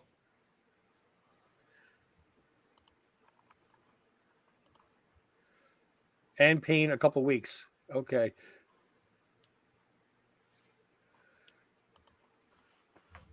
Better not. Oh man, I wish I had some sunglasses down here. So this is something you're thinking about now, huh? Leaving me for a solo career? Yeah, what are you gonna do now, eh? Mr. Hollywood. I'm the reason this channel is a success. I am. I mean, you already gave me what do you call it, a complex in the first place. But I have my own channel. I'm trying to work on stuff, and he sends me this message. Hey, would you like me to do editing for you? And my first thought was, how bad is my editing that other people are telling me they got to fix it? Oh my god! What can I say? Except you're welcome. Yeah. Okay, Maui. Well, I think I'm about tapped out personally. Well, you were up early. You did a Comic-Con. You waited online for Frank Miller. I don't doubt it whatsoever. Just I guess if we're going to start wrapping it up, let me remind everybody: please hit Swytch Comics, SWYTCH. Watch that awesome video that he made for Moon Knight, Werewolf by Night, Werewolf. Yes, and enter his giveaway. It's one of the best giveaways that he's ever done. That's a rad no, giveaway. wait Yeah. a minute. Where's the? Oh, what? yeah. I got mine. No, He's because I asking used where to keep it on my microphone. Somebody's asking where. I used to keep it on my microphone. Yeah, how's your microphone not floating up in the air? Did you fix it? I stopped giving it Cialis. Uh No, I had this extender here, which brings the microphone further out, so it makes it functionally way more, according to the conservation of law of mass or whatever. okay. Well, you know, another thing that you missed, Tiago, earlier in the beginning is Marco and I both got the same book this week. Oh yeah, yeah. That was. Oh yeah, Yeah. Mephisto. His is right over his head, Silver Surfer #3, and mine is right here. Both pretty much the same grade too, but he got it for a better price. So Let's see if I can do this here. YouTube.com/.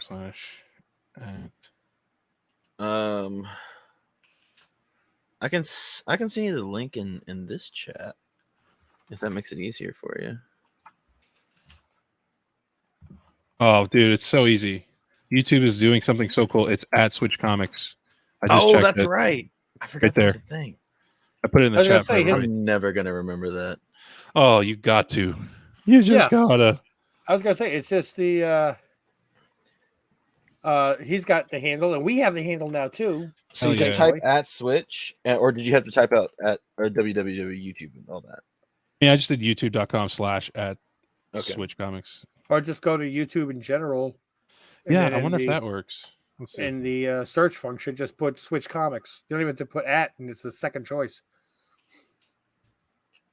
That's neat. Now I just got to remember to do that.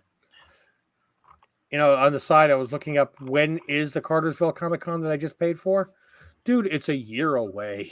It's October Yeah. next year. I thought it was like maybe in the spring. Oh well. Well, I'll still take it. Whoa, dude, you got a subscriber. That's awesome. Thank you, thank you. Who's that? What? Who? Where? When? Tiago, I thought we were in a monogamous Oh. relationship. Well, what do you call it? Larry, I think. Oh no, It was Shop. Shop also subbed earlier. He thought he Yeah. already was. There we go. So you got 2 subscribers tonight. We got to come on your show. If I mean, you got to come here for subscribers. Dude.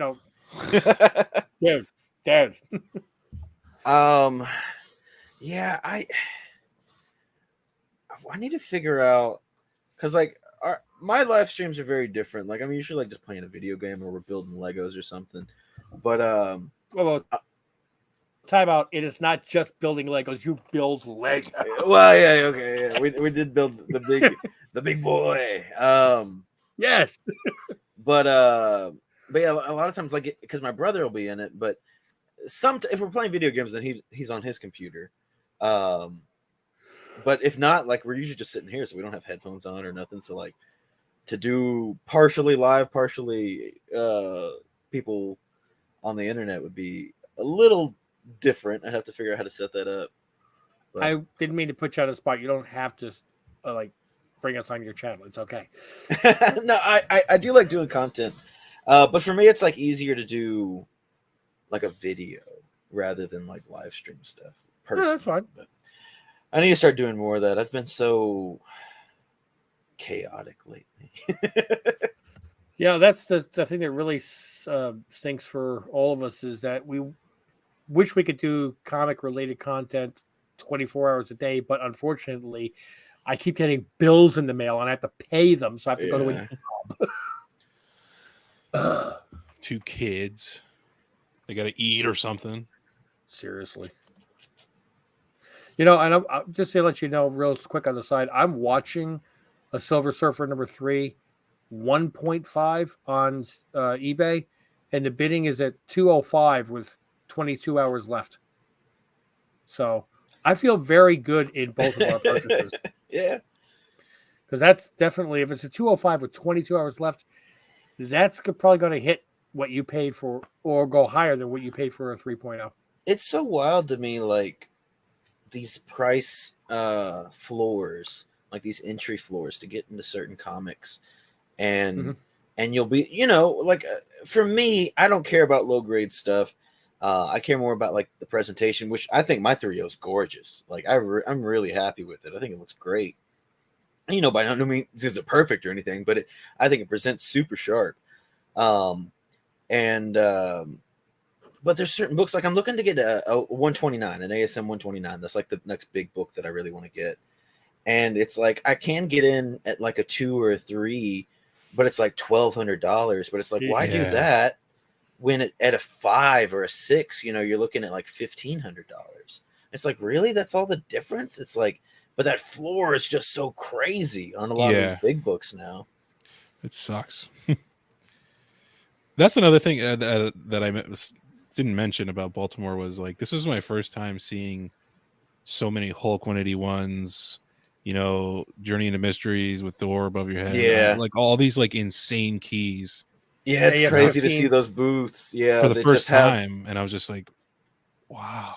You'll go to one booth and they have literally every big key you've ever seen, and like 3, they'll have like 3 Journey into Mystery 83s or something. Yeah, they're 5 AF-15s. Yeah, actually, wild. I didn't see that. That would have been insane. But I saw, like 3 181s and just. Oh yeah, it was. I was actually looking to see if I could find the first Hal Jordan Showcase 22 just to look at it, but yeah, I couldn't come across one. I didn't. Yeah, my last con I got to hold a Tales 39. That was pretty neat. Nice. I did see. Oh, go ahead. I was gonna say the last Cartersville show that I went to, a guy had a 3.0 AF-15, and I just stopped in my tracks, and the guy's like, "Do you want to see it?" And I'm like, "Actually, I don't feel worthy to hold that." I didn't want to touch it. I feel like we're not worthy. There's something to that, Tiago. Like you see on the internet, these books one at a time, and then you see 4 181s in a row. You're just like, oh yeah. Well, yeah, it's funny because there's certain books that are extremely common, but they're just, it's a supply and demand thing. Like, and 181 is one of those books. It's not a rare book by any means. Yeah. Same with 300 Spider-Man. Yeah. Like there's lots of that book out there, but the demand is really high. Everybody wants one of those in their collection, you know. Yeah. They're willing to pay for it. I meant to find Terry Moore for you, Tiago. I couldn't find him. Just FYI. I was thinking about you. Oh, yeah. If it was a rare book, that book would be insane. If Wolverine was like an older book, it's funny because my brother was asking me one time, because I decided I'm going to put together a Netflix Defenders little collection. So like right now I got first Jessica Jones, I got first Iron Fist, and then I got this standing in right now, which is the Bernthal cover for Punisher, and then I got first Luke Cage getting graded right now, and then I'm gonna sub out Daredevil for like Daredevil number 8 or something. But he was asking me, he doesn't know a ton about comics or whatever, and he was like, which one's more expensive? He knew Punisher and Daredevil were both big books, but he's like, which one's more expensive?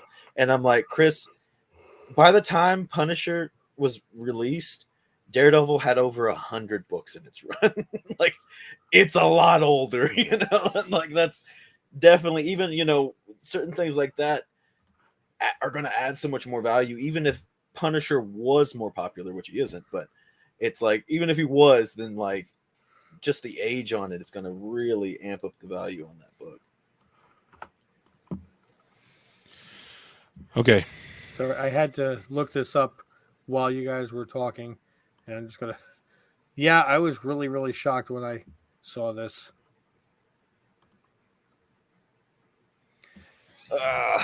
Hulk Right, 181.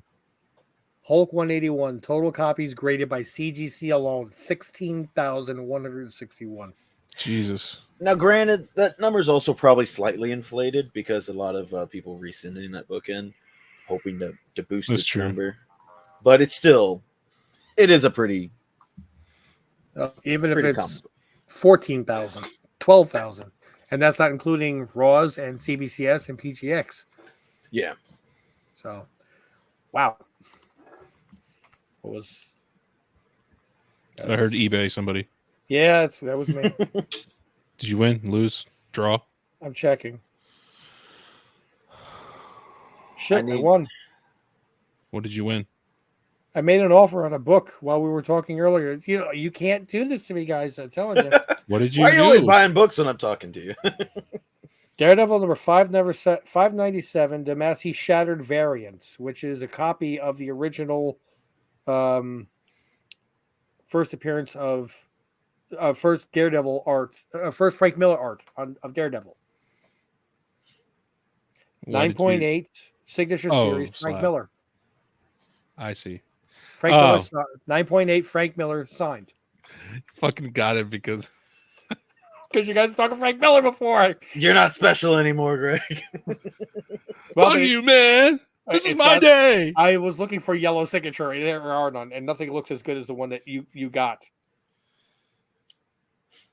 So good, man. I think that was very smart of you based on how he appeared to me. Not to be morbid, but yeah. No, that's half the signature books that we've gotten lately. Yeah. Oh boy. So, well, I think. Well, I mean, a 9.8 signature series with Frank Miller on it, and on an in and homage. That one's tough. Of Frank Miller's first artwork on Daredevil. Yeah. And it was $140. There you go. For a 9.8 size CGC SS, I'll take it. Yeah, absolutely. So there's another soon-to-be extinct artist that I've added to my collection. There, I've outdone you in morbidity. Thank you, Larry. I just was, going through eBay and saw a signature series slab for way too much more than I could afford, but I just loved how it popped and looked. Yeah. So I love that. I'm going to Michael's and I'm going to get an $8 paint pen. No, I'm putting you on a bigger screen. You got to show it again, please. For anybody that showed up late. Look at that. Oh my God. I love that. That is beautiful. I'm a big paint pen guy, I think. Yeah, but the right color for that, though. Yeah, absolutely. Absolutely. Makes a big difference. And then I was like, like try to get it to dry. Yeah, that is the bad thing about the paint pens. You got to Yeah. be really cautious. Yeah. I came really close to buying a yellow label Momoko earlier this week.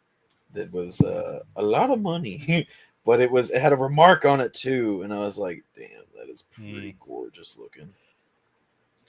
I got it was from Frankie's Comics last year. It was was it the Batman Adventures one or Batman Adventure Continues one? And when it came in, I saw it. Oh, I'm listening. Is that the recent first class or what do you call it? No, this is a Strange Academy #1. I did see that one on Instagram. Yeah, You see? Oh yeah, you follow that page. That's where I got my my surfer from. So I'm trying to so you can zoom into the remark. That's difficult. There you go. But there have been a couple that I'm like, oh yes, oh never mind, it's claimed. It's so fast on that page. I was so upset. So there was a surfer like 2 days after I bought my Surfer 3. There was a Surfer 130 for like $400. But it was my off day and I decided to sleep in and I missed it.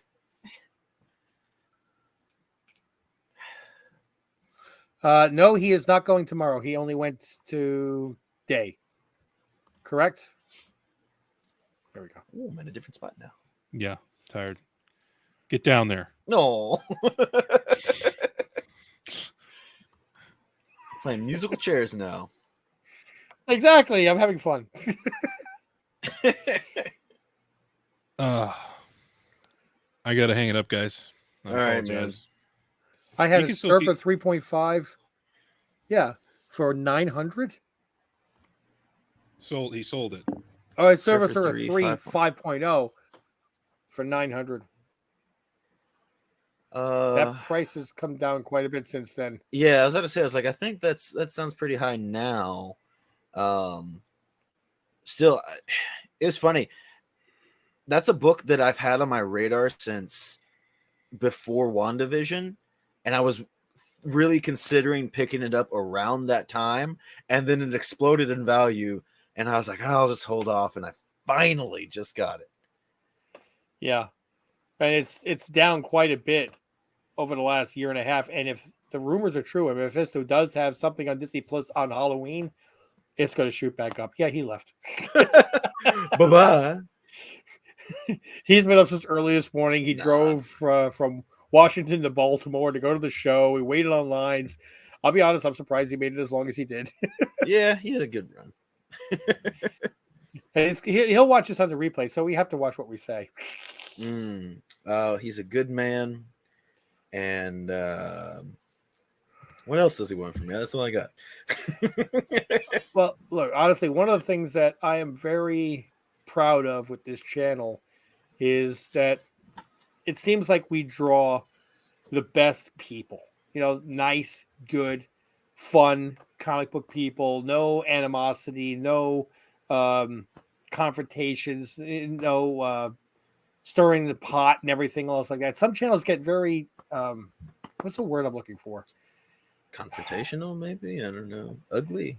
Mean. Yeah. Mean a little bit. It seems like it's almost like a hate fest sometimes in the chat. Yeah. And here it seems like everybody kind of supports each other, and we're like a bunch of friends in a comic book store is what we are. And I'm really glad that we got it that way. Unfortunately easy to bring people together to hate on something or someone. So it can be a good way.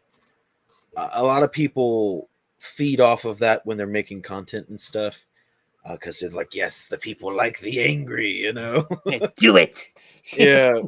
And I don't know, but it's just like, I don't know. That's not what I'm in it for. You know, I'm in it because I enjoy this stuff. And and that's what, like, even like when stuff isn't the best ever or whatever, because like I'm sure you've heard the take on if we settle when the show, like a show where a movie is mediocre, then you're just telling the studio they don't have to try. And I'm like, I'm not settling. It's just I like this stuff. Even if it's the same with, like, just reading comics. Not every comic you read is the best comic ever, but it can still be enjoyable. It's like I had a good time with that. That wasn't a waste of time. It wasn't my favorite comic ever. I might not remember it a year from now, but I enjoyed my time. And it's the same with any time a movie or show comes out. It's like I'm a nerd and I like this shit. Look, I mean, it's like I can understand why a lot of people did not like She-Hulk. Yeah. Okay, I can get it. I don't understand why 37% of the people that reviewed it gave it a 1. There is no way on anybody's realistic radar that this show was a 1 on a scale of 1 to 10. You want to tell me you didn't like it? It was a 4 or a 3? I get it. Not 1. Yeah. That's just, haters going to hate. I do think we're also kind of in this interesting time now where I think a lot of these shows and movies are really starting to delve into more niche territories, where before I feel like the idea was this mass appeal to as many people as possible, but now everybody's done that, and that kind of is overdone. And so now when you're getting into these different things, and kind of like we were talking about Andor earlier, and you're like, I like it, but I love it. And I understand not everyone's going to feel the same way as I do, because I like this type of slow strung out suspense. I love that type of stuff. They're going for target audiences rather than trying to appease everyone. Yeah. And I can totally get, if somebody respectfully was just like, yeah, She-Hulk wasn't my thing, or Miss Marvel wasn't my thing, or the Batman wasn't my thing. If you want to go out to different. I didn't like that. I see. I really liked it, but again, if it's not your thing, like I feel like that's becoming things are becoming more nuanced, and it's kind of neat, but also as a kind of a flip side with that, the internet doesn't understand that concept. And they're like, I don't like it. It means it's terrible. The worst thing I've ever seen. What are they doing? Like and I can watch something and it not be for me and be like, I didn't care for it, but I can see how other people could like it. And if they're enjoying it, then awesome. But me, myself, wasn't my thing. And that's okay. Larry, I'm trying to put together, what is WWBN? Werewolf by Night. Oh, I'm like Wonder Woman, Batman, Noir. What am I reading? Yeah. Werewolf by Night definitely isn't for everybody. But me, I'm just a big horror guy. So I liked it. I liked it. I thought it was a nice little homage to like the 70s campy style. And at the same time, it was funny. It was horror enough to be horror, but still light enough that kids can watch it. You can have a little fun with it. Yeah. I mean, there's man, just call him by his name. What's his name? Ted. Ted? Really? I love it. It's like the end credit scene in No Way Home with Bruce Campbell. It's over. Half the audience moaned and groaned, and half the audience laughed their ass off. I laughed. I thought it was fantastic. I loved it. Yes, a lot of people were. Because you don't need to have you don't need a groundbreaking, earth-shattering, what's the next comic book to buy end credit scene. Yeah. Every single time. That was actually Multiverse of Madness. I'm sorry, you're right. You're right. I'm only correcting you just to say the one that, because I thought that was super funny. And it was kind of slap in the face a little bit, like, oh my god, I waited all this time just to get trolled, basically. But it's like, in good humor, I think. The one thing I didn't like was the other end credit scene with Clea. Simply for the fact that I love the ending of that movie, where he's, the eye pops out and he's screaming, and the way that you get this fake out of it being a happy ending, and then you hear this, the music go weird, and then everything's not okay. Beautiful ending, amazing ending to a movie. great way to. You always want to leave on that question of like, wait, no, we can't. Now I need more. What's going to happen? You know, right? Then they that's how you ruined went it. in. And then, you see him 5 minutes later, and he's just walking down the street, and everything's okay. And I'm excited for Clea. Don't get me wrong, but it should have been like Clea, bust open the doors to Kamar-Taj and been like, "I'm looking for Doctor Strange," and like Wong's there or something. Yeah. That would have been a much better end credit scene. But that was my only. I really enjoyed that movie, and again, I love that campy horror stuff. I thought that was super cool. Yeah, I mean, it could have been an end credit scene of like the camera looking at the Sanctum Sanctorum from the top, comes down to the door, turns to the street, then all of a sudden reality splits open and Clea comes walking through. Yeah, and one thing I did like about it was she didn't bust out and was like, "I'm Clea," and it did feel more like it did feel like this is for the comic fans. If you know, and if you don't, then you're gonna be confused. And I bought 10 tickets to that movie and took my friends. And honestly, I have never been a big Doctor Strange reader. When that scene happened, the other 9 people all turned to me and, "Who the hell is that?" And I'm like, "I don't know." "We counted on you for this, Rich." I'm like, "I don't know." You had one job.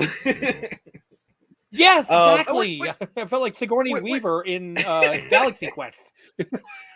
Which is fair because Clea isn't the biggest character. But oh man, her series going on right now again, Jed McKay, fantastic. I absolutely love it. But yeah, no, like I said, I'm super excited for Clea.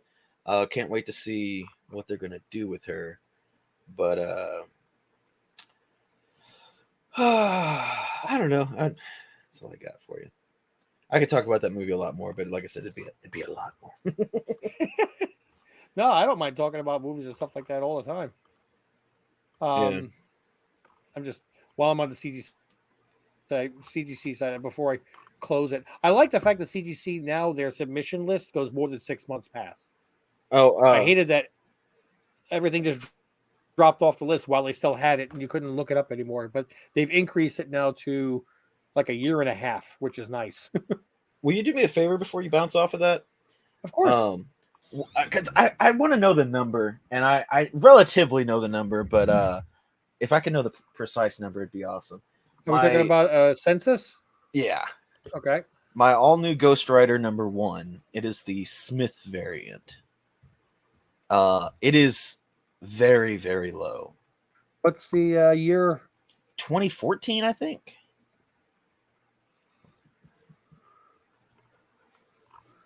Wow, there's a lot of Ghost Riders. Did you type in all new? Okay.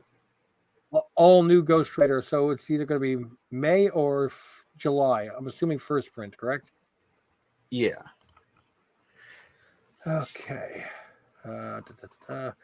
We have the Del Mundo variant. We have the Hastings edition, Smith variants. Is that the one you said? Yeah. Total graded? Yeah. 66.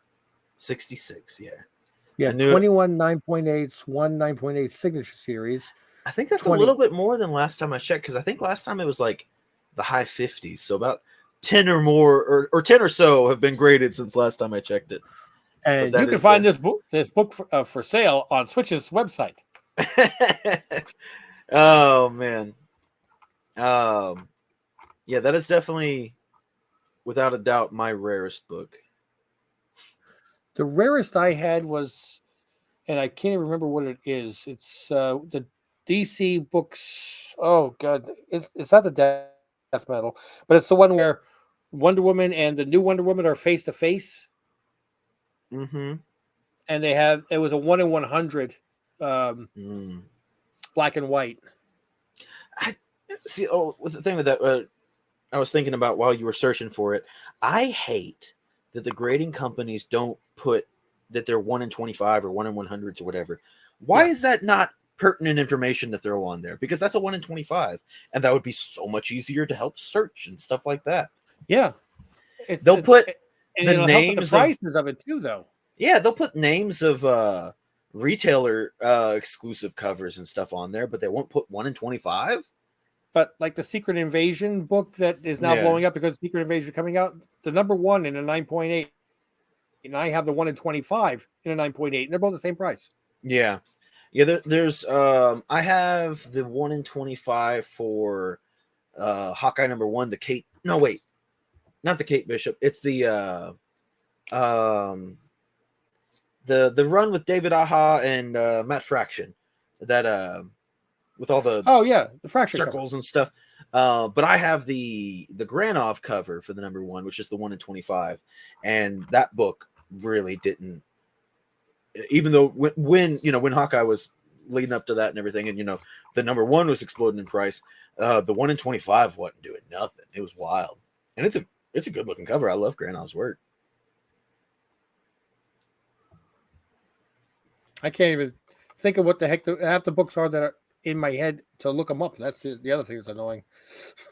Yeah, but yeah, it's just a silly thing to me. There's a lot of things that CGC and CBCS do that are baffling to me, and like a lot of books that won't have any like first appearance labels or anything, and that are well known.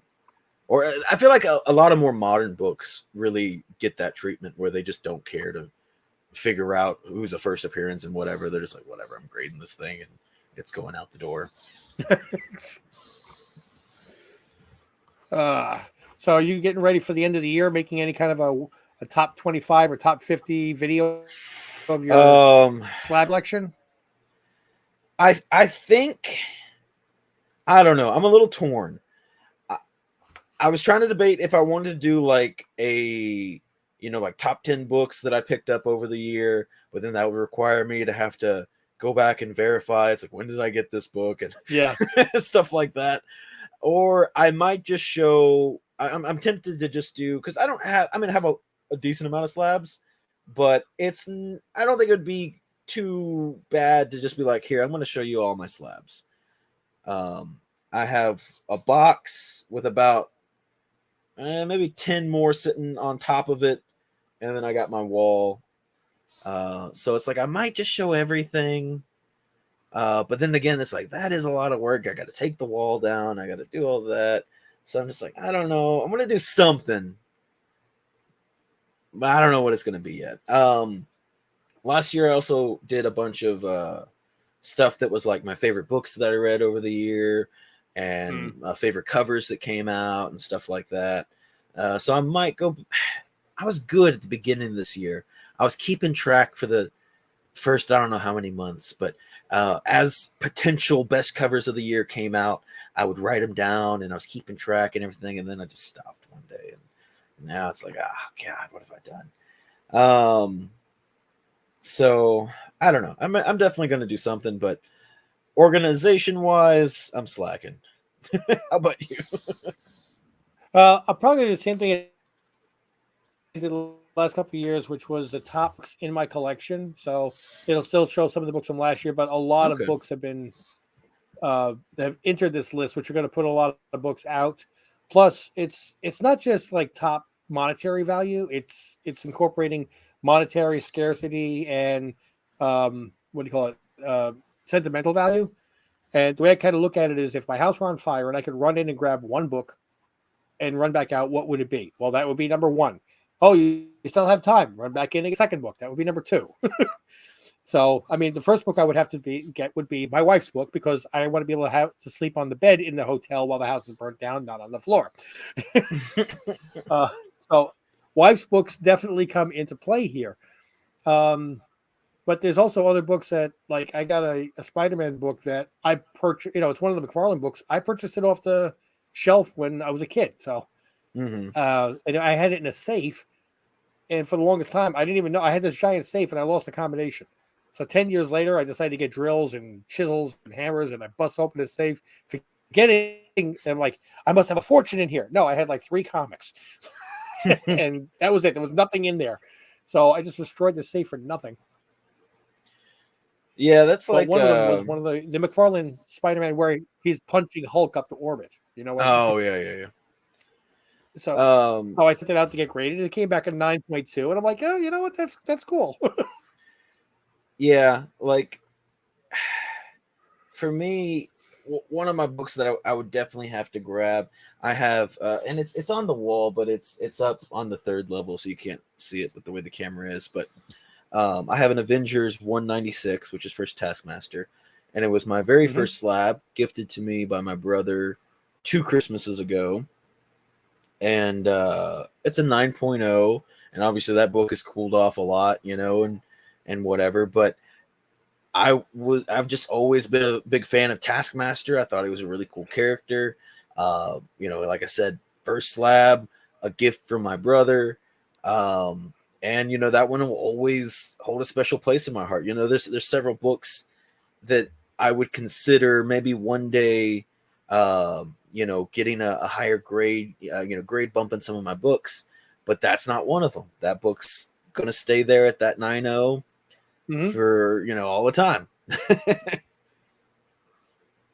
Well, I mean, Tiago's saying that instead of taking them off the wall, just film them exactly where they are. Yeah, I could do something like that. Which requires more editing at that point. Yeah, it. Luckily, taking the stuff off the wall isn't too bad. Now, granted, if I did measure this a little bit more carefully, it'd be even easier. But for the most part, they could just pop out, and so just be taking them out and putting them back on. What'd you use for? What'd you use? Wall? Yeah, for the wall. It is J channel siding. I bought that and some screws at Lowe's for about $25 and put this up. Now, did you have to? So you put like one way, one the other. Yeah, and okay. Yeah, so measure carefully. Make sure, because the problem I have is I think I did the first row really carefully and it's really good, and then I was like, oh, this is easy. I got this, and then I sped up a little bit. But I think like down here for the second row, it's measured right, but then it gets tighter as it comes along down to this way. So again, it can pop out, but it's a little bit harder. So if you want to do this, just really take your time, measure it right, make sure because you got to have just enough lip on the top. Set your book in there and then measure just enough lip to where it'll just kind of hold it in place to where it won't fall out. But if you grab it and pull it, it'll just give.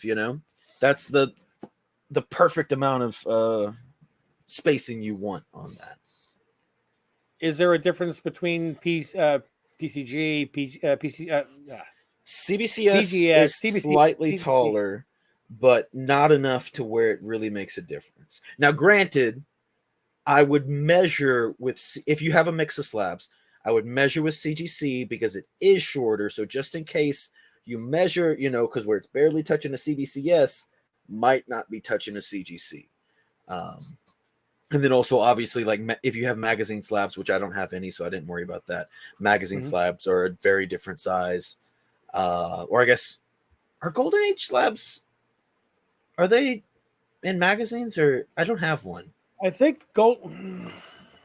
Are they like, do they fit in a regular size slab? Here's go. Let me see. We got 1956, 59. 54. It's funny. I got a 54, and it's actually shorter, but it's an older slab. So yeah, fair enough. Yeah, because they're not like 1944 and a new slab, and we'll grab a 9.8. Something is killing the children. Same size. Okay, cool. So yeah, unless you have magazine slabs, that'll be the only thing that'll be a huge significant difference. But like I said, if you're setting it up, it's pretty easy. Get somebody to help you out so you can just have one person have one side and everything. And again, or if you don't care too much, if you don't want to pop it out, you can just slide everything out the side. That works as well. But for me, that's what I was saying, because it kind of looks like it goes this way, it comes out. Yeah. So you can just slide everything. Well, I can't slide that one. I got something in the way. But yeah, you can just slide it out if you want to. But for me, I did want it to be able like this. Oh no, this is the one that screwed up, I think, because yeah, it's too like this part's too low, so it's too much holding on to the thing. Yeah, I can see a lot more of the grade covered on that one as opposed to the X-Men above it. Mm-hmm. Yeah. By the way, this is what definitely going to be one of the ones in the top 50 this year. I love this book, and this one I got specifically for her, 1944. That's pretty dang old. Yeah, in much better condition than me too. Man, there's one I want so bad, and it's not a. I mean, a little bit of a spec, I guess, but it's a lot of money to spend into a book that's really just because of its age, but it's Black Knight #1, and you know that one with the yellow cover. No, yeah, because Black Knight's an old character. A lot of people don't realize how old he is. I think he's 55, and it's a gorgeous book. It looks so good. so it's not the same Black Knight that first appeared in. No, it's his ancestor. It's with 1955 or 1953. I don't know. Like I said, Marvel, I think Marvel Comics. Yeah, it's a Marvel comic. Because there's one from Toby in 1953. Yeah, I'm just going to pull up a picture of it so this way everybody knows what. Oh yeah, fair enough. Yeah.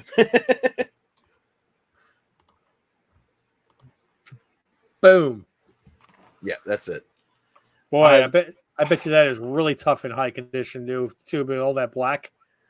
And I looked it up actually, funnily enough, today. There's a 1.5 for sale for $3,000. Oh my god! And again, it's just an old book, like it's pretty dang old. When I think of all the cons I've been to, I've only seen one. Yeah, a raw book just sold for $3,300. An 8.5 last sale in 2021 was $43,000. Yeah, that sounds about right. That's a amazing grade on that book. That's insane. Yeah, it looks like the most recent sale of a lower grade would be like in July 2022, a 2.5 sold for $2,000. That's not bad. Well, the whole market is a lot of money, but the whole market has gone down. A lot of people are actually realizing that they're not going to make rent free and they have to pay.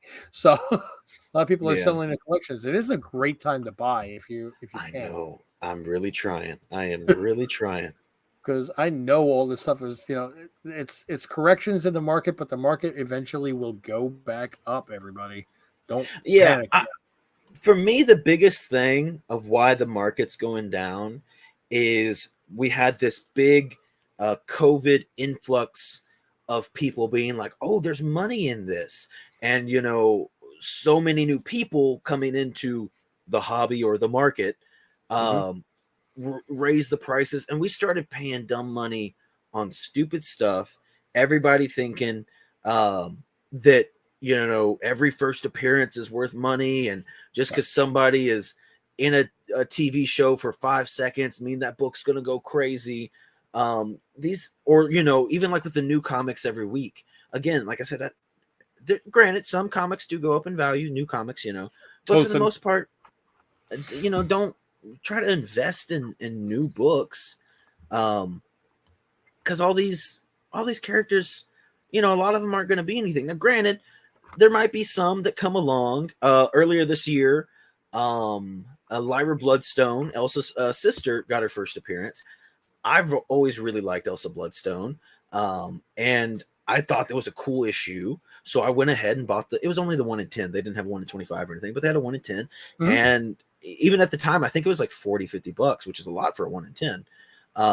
But I was like, I really like this character, and I believe in this character. I want they still haven't done anything with it. I'm hoping, especially with this, new interest in Elsa Bloodstone. But I thought it was really cool, and something like that where you're interested and committed to it. I think, it's fine to go ahead and invest in the character. But again, I don't know. Don't do it for thinking you're going to get rich on it.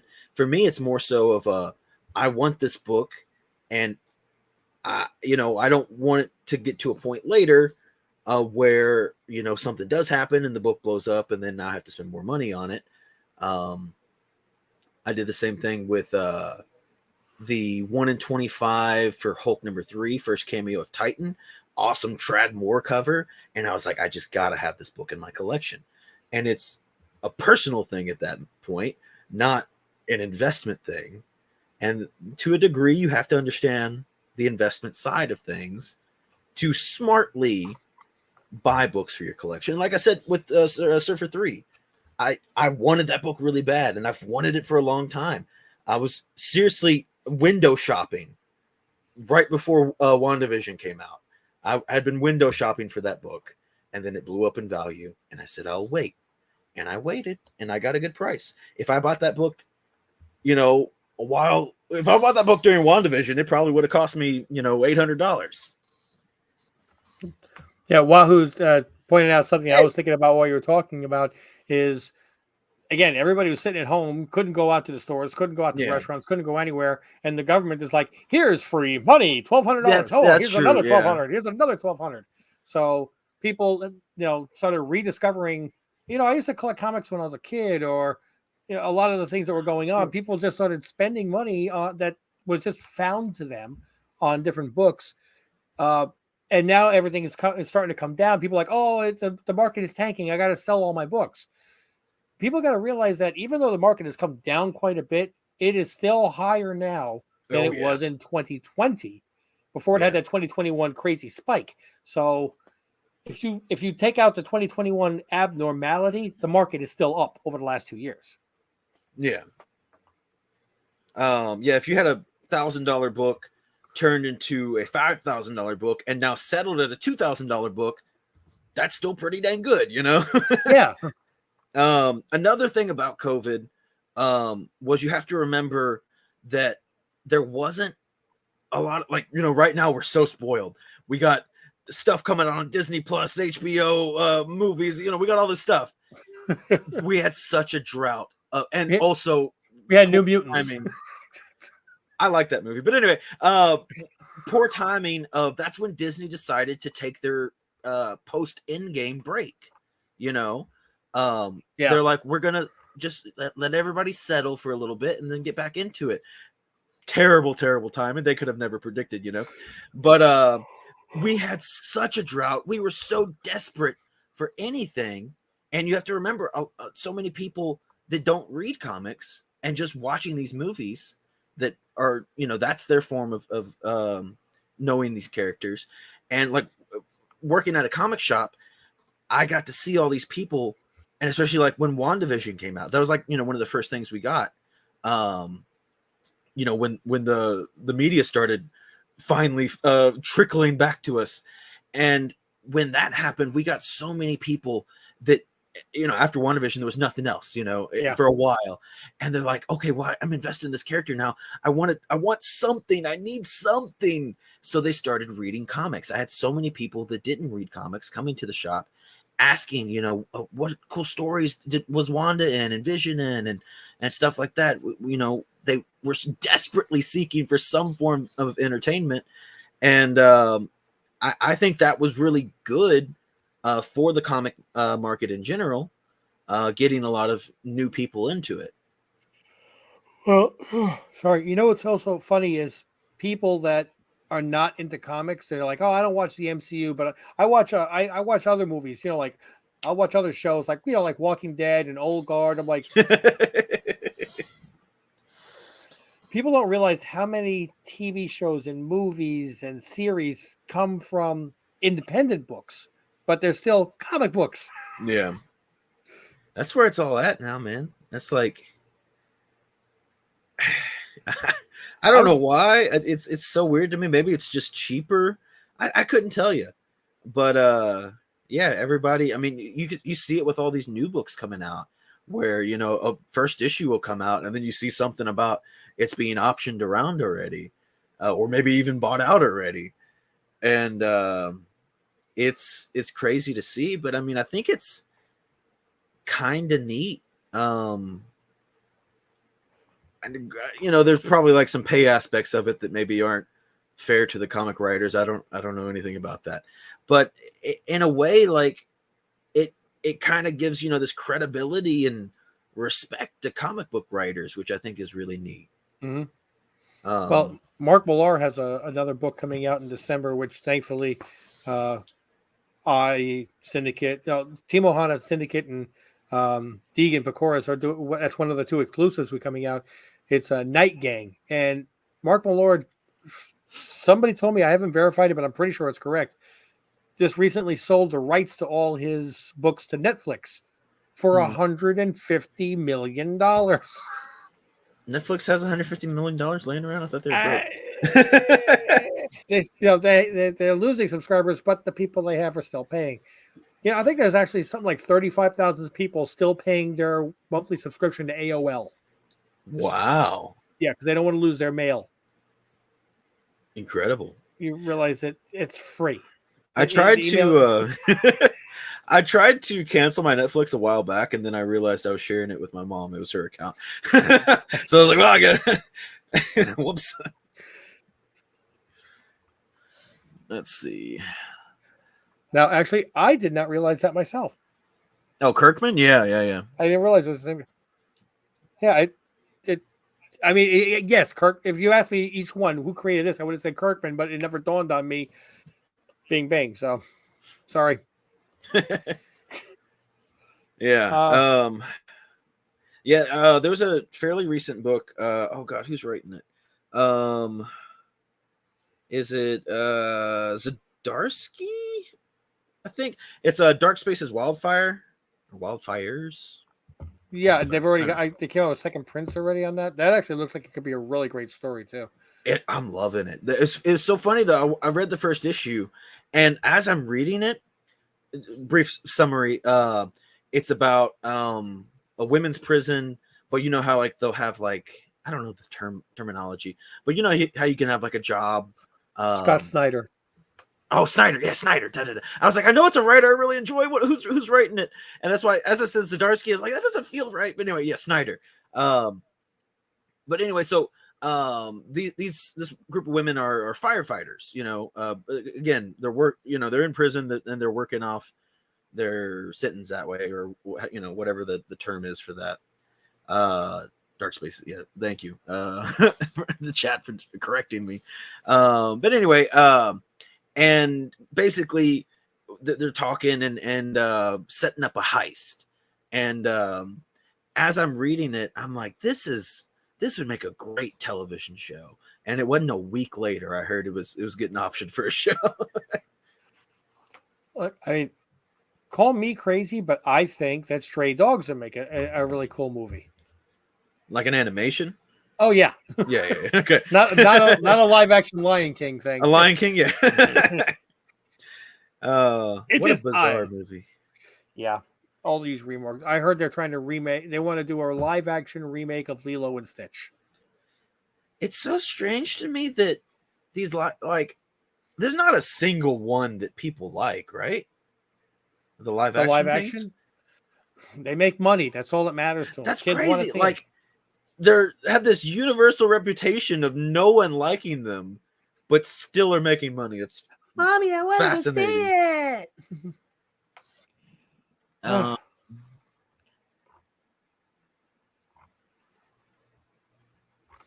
Yeah, he agrees with you on the Stray Dogs. I didn't read Stray Dogs. I skipped out on that one. You know, sometimes you're looking at the new books for the week, and you're like, nah. Especially, like I said, I get a lot of books every week, and so sometimes it's like, well, I'm already spending $80. Do I want to buy some more books? I think I'm good. Yeah, no, that shot up in price really, really quick because it was such a great story to be optioned, then it wasn't, so it's come crashing back down again. Plus, even though everybody loves the homage covers, there's way too many. Yeah. I mean, way too many. I mean, I think they did the right move on their half. They made a lot of money, and you know, I can't, you know, be mad at them for that, but it definitely depleted the value. I think the only one I own, I think it's a number one, maybe like 4th print or something, but it's a homage to The Thing, which is one of my all-time favorite movies. Oh, like, yeah. Gotta pick that one up. Well, at the end, you're talking about the Russell thing, correct? Yeah. Mm-hmm. You know which John one Carpenter of movie. yeah, you know which one of the two of them at the end actually was the thing, right? Wait, what? Say that again. At the end, you've Yeah. got the two guys that are just going Uh-huh. to freeze to death. One of them actually was the thing. Yeah. Is it a definitive answer? Yep. Oh, okay. See, I didn't know that. To me, I've always liked that ending because again, it's like you reached the finale. You're there. It's over, Mm-hmm. but is it? You know, and to me, beautiful way to end a movie. There's one of those like people that go through 20, quarter speed and watch it frame by frame, looking for Easter Yeah. eggs. Okay, the way they did the film, whoever actually was a thing throughout the entire film had no light reflection in their eyes. They filmed it so that way every person would have some kind of a reflection of the Wow. light in their eyes. And whenever somebody was a thing, it would be no reflection. At the end, Keith David has no light reflection in his eyes, but Kurt Russell does. So Keith David actually was the thing at the end. It was okay. I was thinking. I don't know why I was thinking. God, for a second, I was thinking. What's his name? Wilfred something. Brimley. I was thinking he was the last guy. No, he died. Yeah. Yeah. Okay. Yeah. It was the other guy. But okay. Even okay. That's a really subtle thing. So ignoring that, just taking the movie. That's where it leaves off. I love the so many possibilities because they could both be human, and they could also just freeze to death. That could be their tragic ending. Maybe again, staying with their human, maybe they make it out somehow. Maybe there's a struggle and one of them freezes to death and the other one barely makes it. Again, maybe Kurt's the thing, maybe the other guy's the thing. If that's the case, maybe they fight again. Maybe does Kurt still have the flamethrower at the end? No, I think they're pretty much. I think it ran out, didn't it? They're both just sitting there with a bottle of booze, That's trying to right. stay warm from the whole place that's just burned down. So yeah.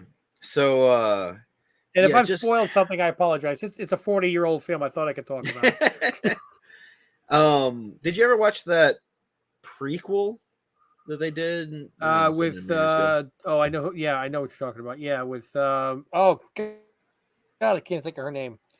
She was in Sky High, and I can't think of any of the actors in that movie. I'll find it.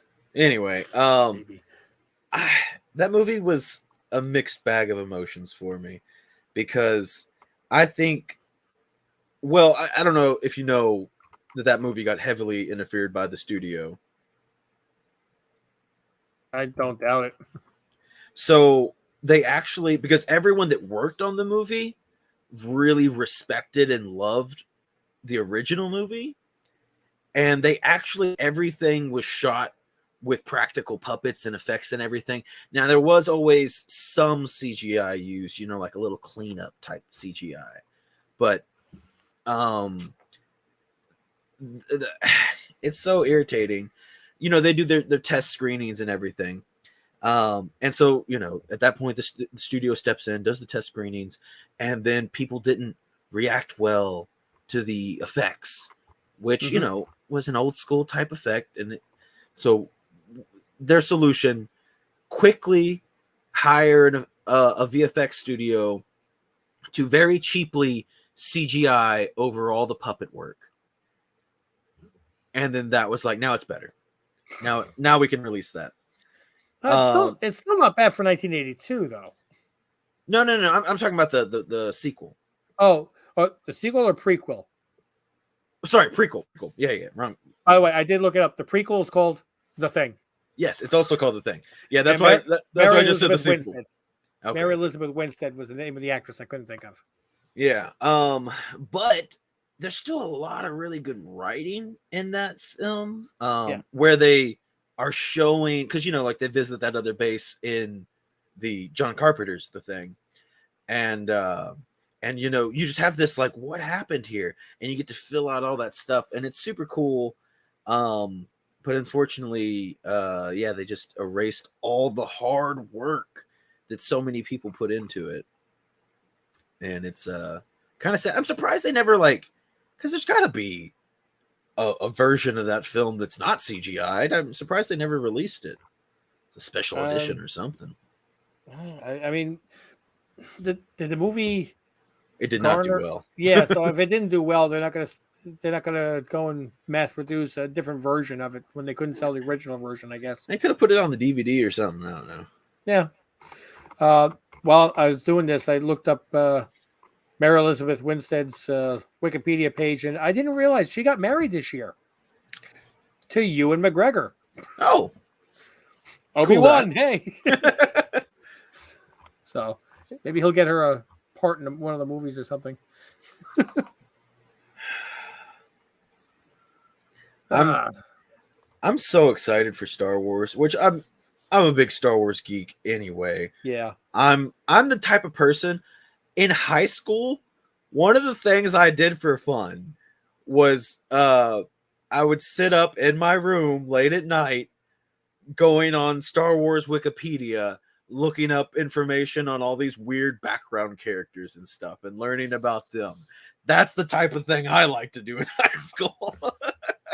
Do you ever watch the reaction channel Blind Wave? No, I've never heard of them. It's a group of 4 guys. They do a lot of different reaction videos, and I can't remember the guy's name, but the one when you're looking at the screen all the way to the left, his Star Wars knowledge is amazing. I mean, like the two animals that were in episode 1 of Tales of the Jedi. Yeah. He knew the species of both. Yeah, that's pretty wild. I have a pretty decent knowledge, but there's so many just, made up names and stuff. It's hard to keep track of it all. Look, I mean, when I saw the Tales of the Jedi, I'm like, oh, cool, loathe puppies. Instead of loathe cats. They're loathe wolves. They're loathe puppies. I want one. So, did you read High Republic at all? No. I was ticked off and I avoided High Republic. I enjoyed both that, the main series and the High Republic Adventures, but God, I can only tell you 3 characters' names. There's so many, just it's completely different time period other than Yoda. He's the only character that's still there, obviously, because he's I don't know, maybe 500 or something to that point. I don't know, but but so many brand new characters just constantly every issue. There's so many issues that probably have 10 plus new characters, and it's oh, there's no way in hell I'm gonna remember all these names. And I really enjoy the stories, I like the characters and stuff, but I don't know. But when High Republic first came out, I saw all these different covers and they were pushing it. I'm like, they're just capitalizing off a Star Wars name, and the story probably stinks, and they're overprinting it, and I'm not even going to give it the time of day. That's honestly the way I looked at it. I'm like, you're just trying. That's a money grab. That's the way I looked at it, and I missed out on a really good story, obviously. And I guess I'll be trying to play catch up for a little while. Yeah, there's actually a new High Republic series going on now. It's weird. It's volume 2, but it takes place 100 years before the last series. That one I got. Even more new characters, and I'm enjoying that one so far too. It's pretty cool. The first volume 1, the first 6 issues I think are okay, and then the last 6 issues I think are a lot better. And then I actually much prefer the High Republic Adventures, which is funny because that's the kiddie stories, IDW books. But I think I don't know how many issues it is, but they have little arcs where they focus on certain things. So they focus on this boy and girl, where they're on this planet where people don't like people with the Force, and it's a negative thing.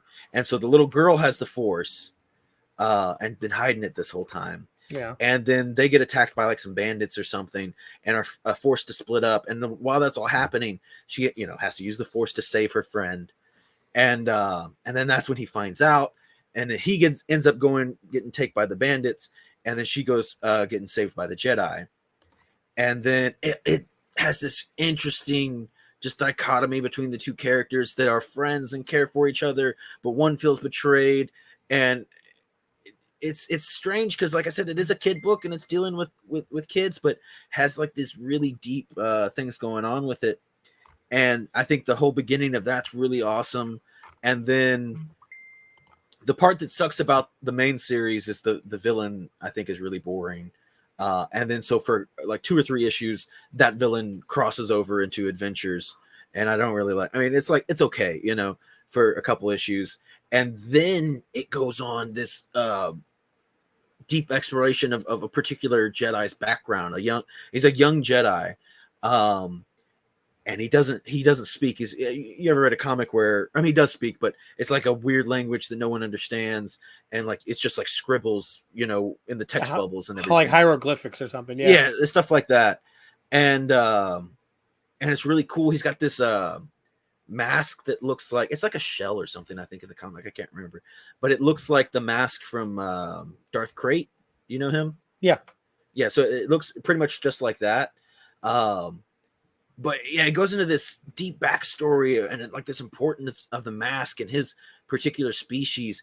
And even though, again, a kid's story, it is so deep and emotional and has this awesome impact.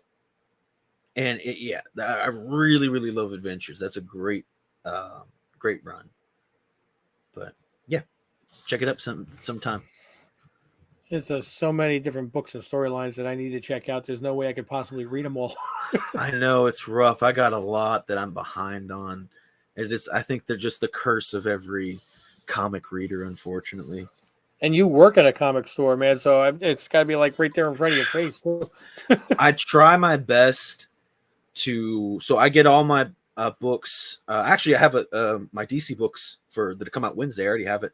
They're laying. Don't tell nobody. But they're laying over there. I need to read them. I got Batman, Poison Ivy, Gotham. What is it called? Gotham City Year One, I think is what the book's called.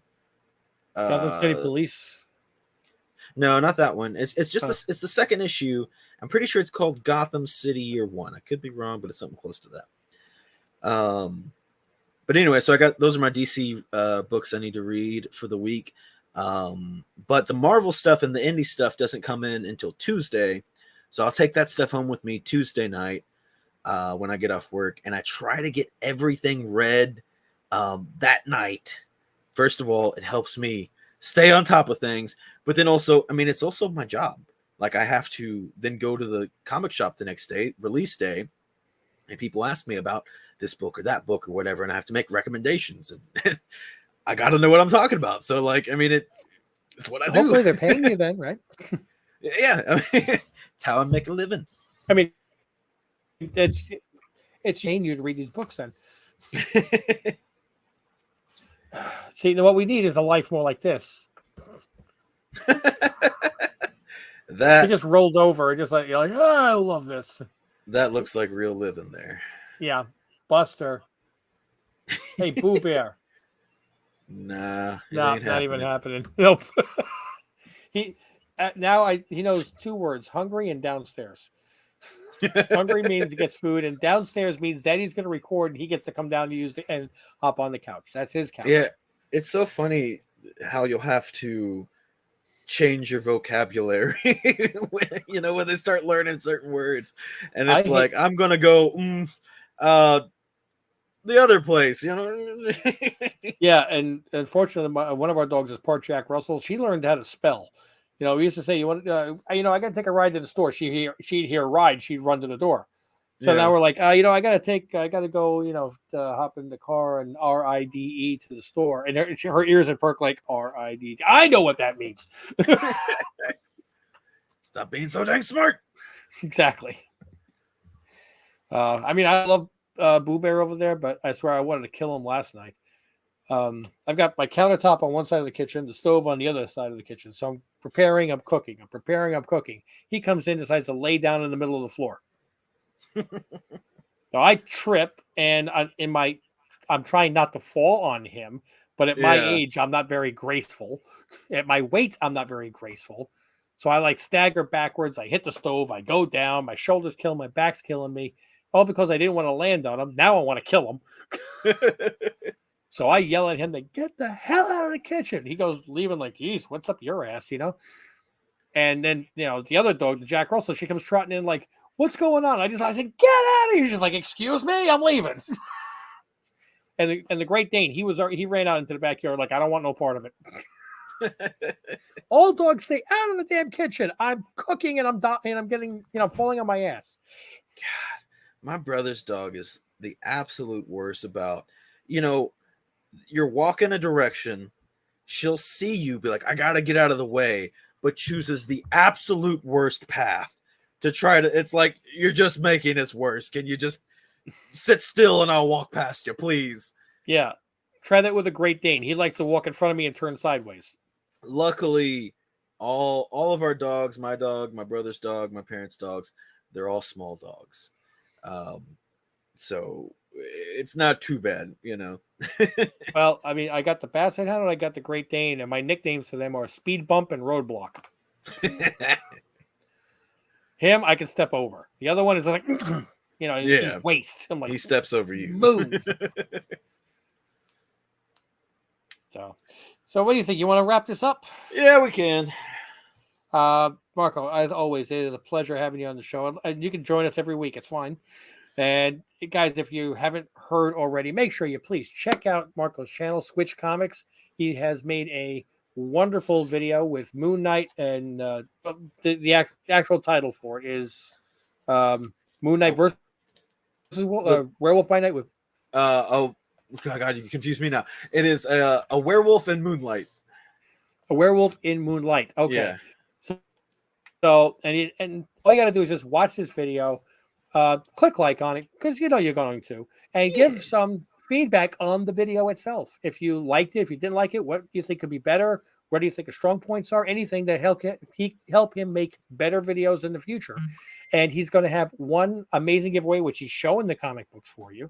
Yeah. One winner is going to win all of these. All you got to do is just make sure you drop a comment below that video with some kind of feedback on the video itself. Keep it clean. Don't be like me. And at the end of it, make sure you put #Swytch, because that's what he's going to use for his random comment generator. One winner is going to get picked, win all those comics that you just saw. Amazing. So even Galactus is freaking out. Check it out. He's my hype man. What? Swytch in the house. All right, so we're going to call this an evening. Oh, actually, it's been a really great night. Thank you, everybody, for joining us. Tito, congratulations again on winning the comic books for the Sloppy Seconds. I'll make sure I get that out on Monday. And I just get bulk discount to keep shipping to the same address, but that's fun. Yeah, you should save them up. Yeah, right. And they just send like a giant care package for Christmas. Yeah, just at the end of the month or something. Guys, thanks so much for joining. And we're going to call this a night until we see you in the next video, though. Mahalo.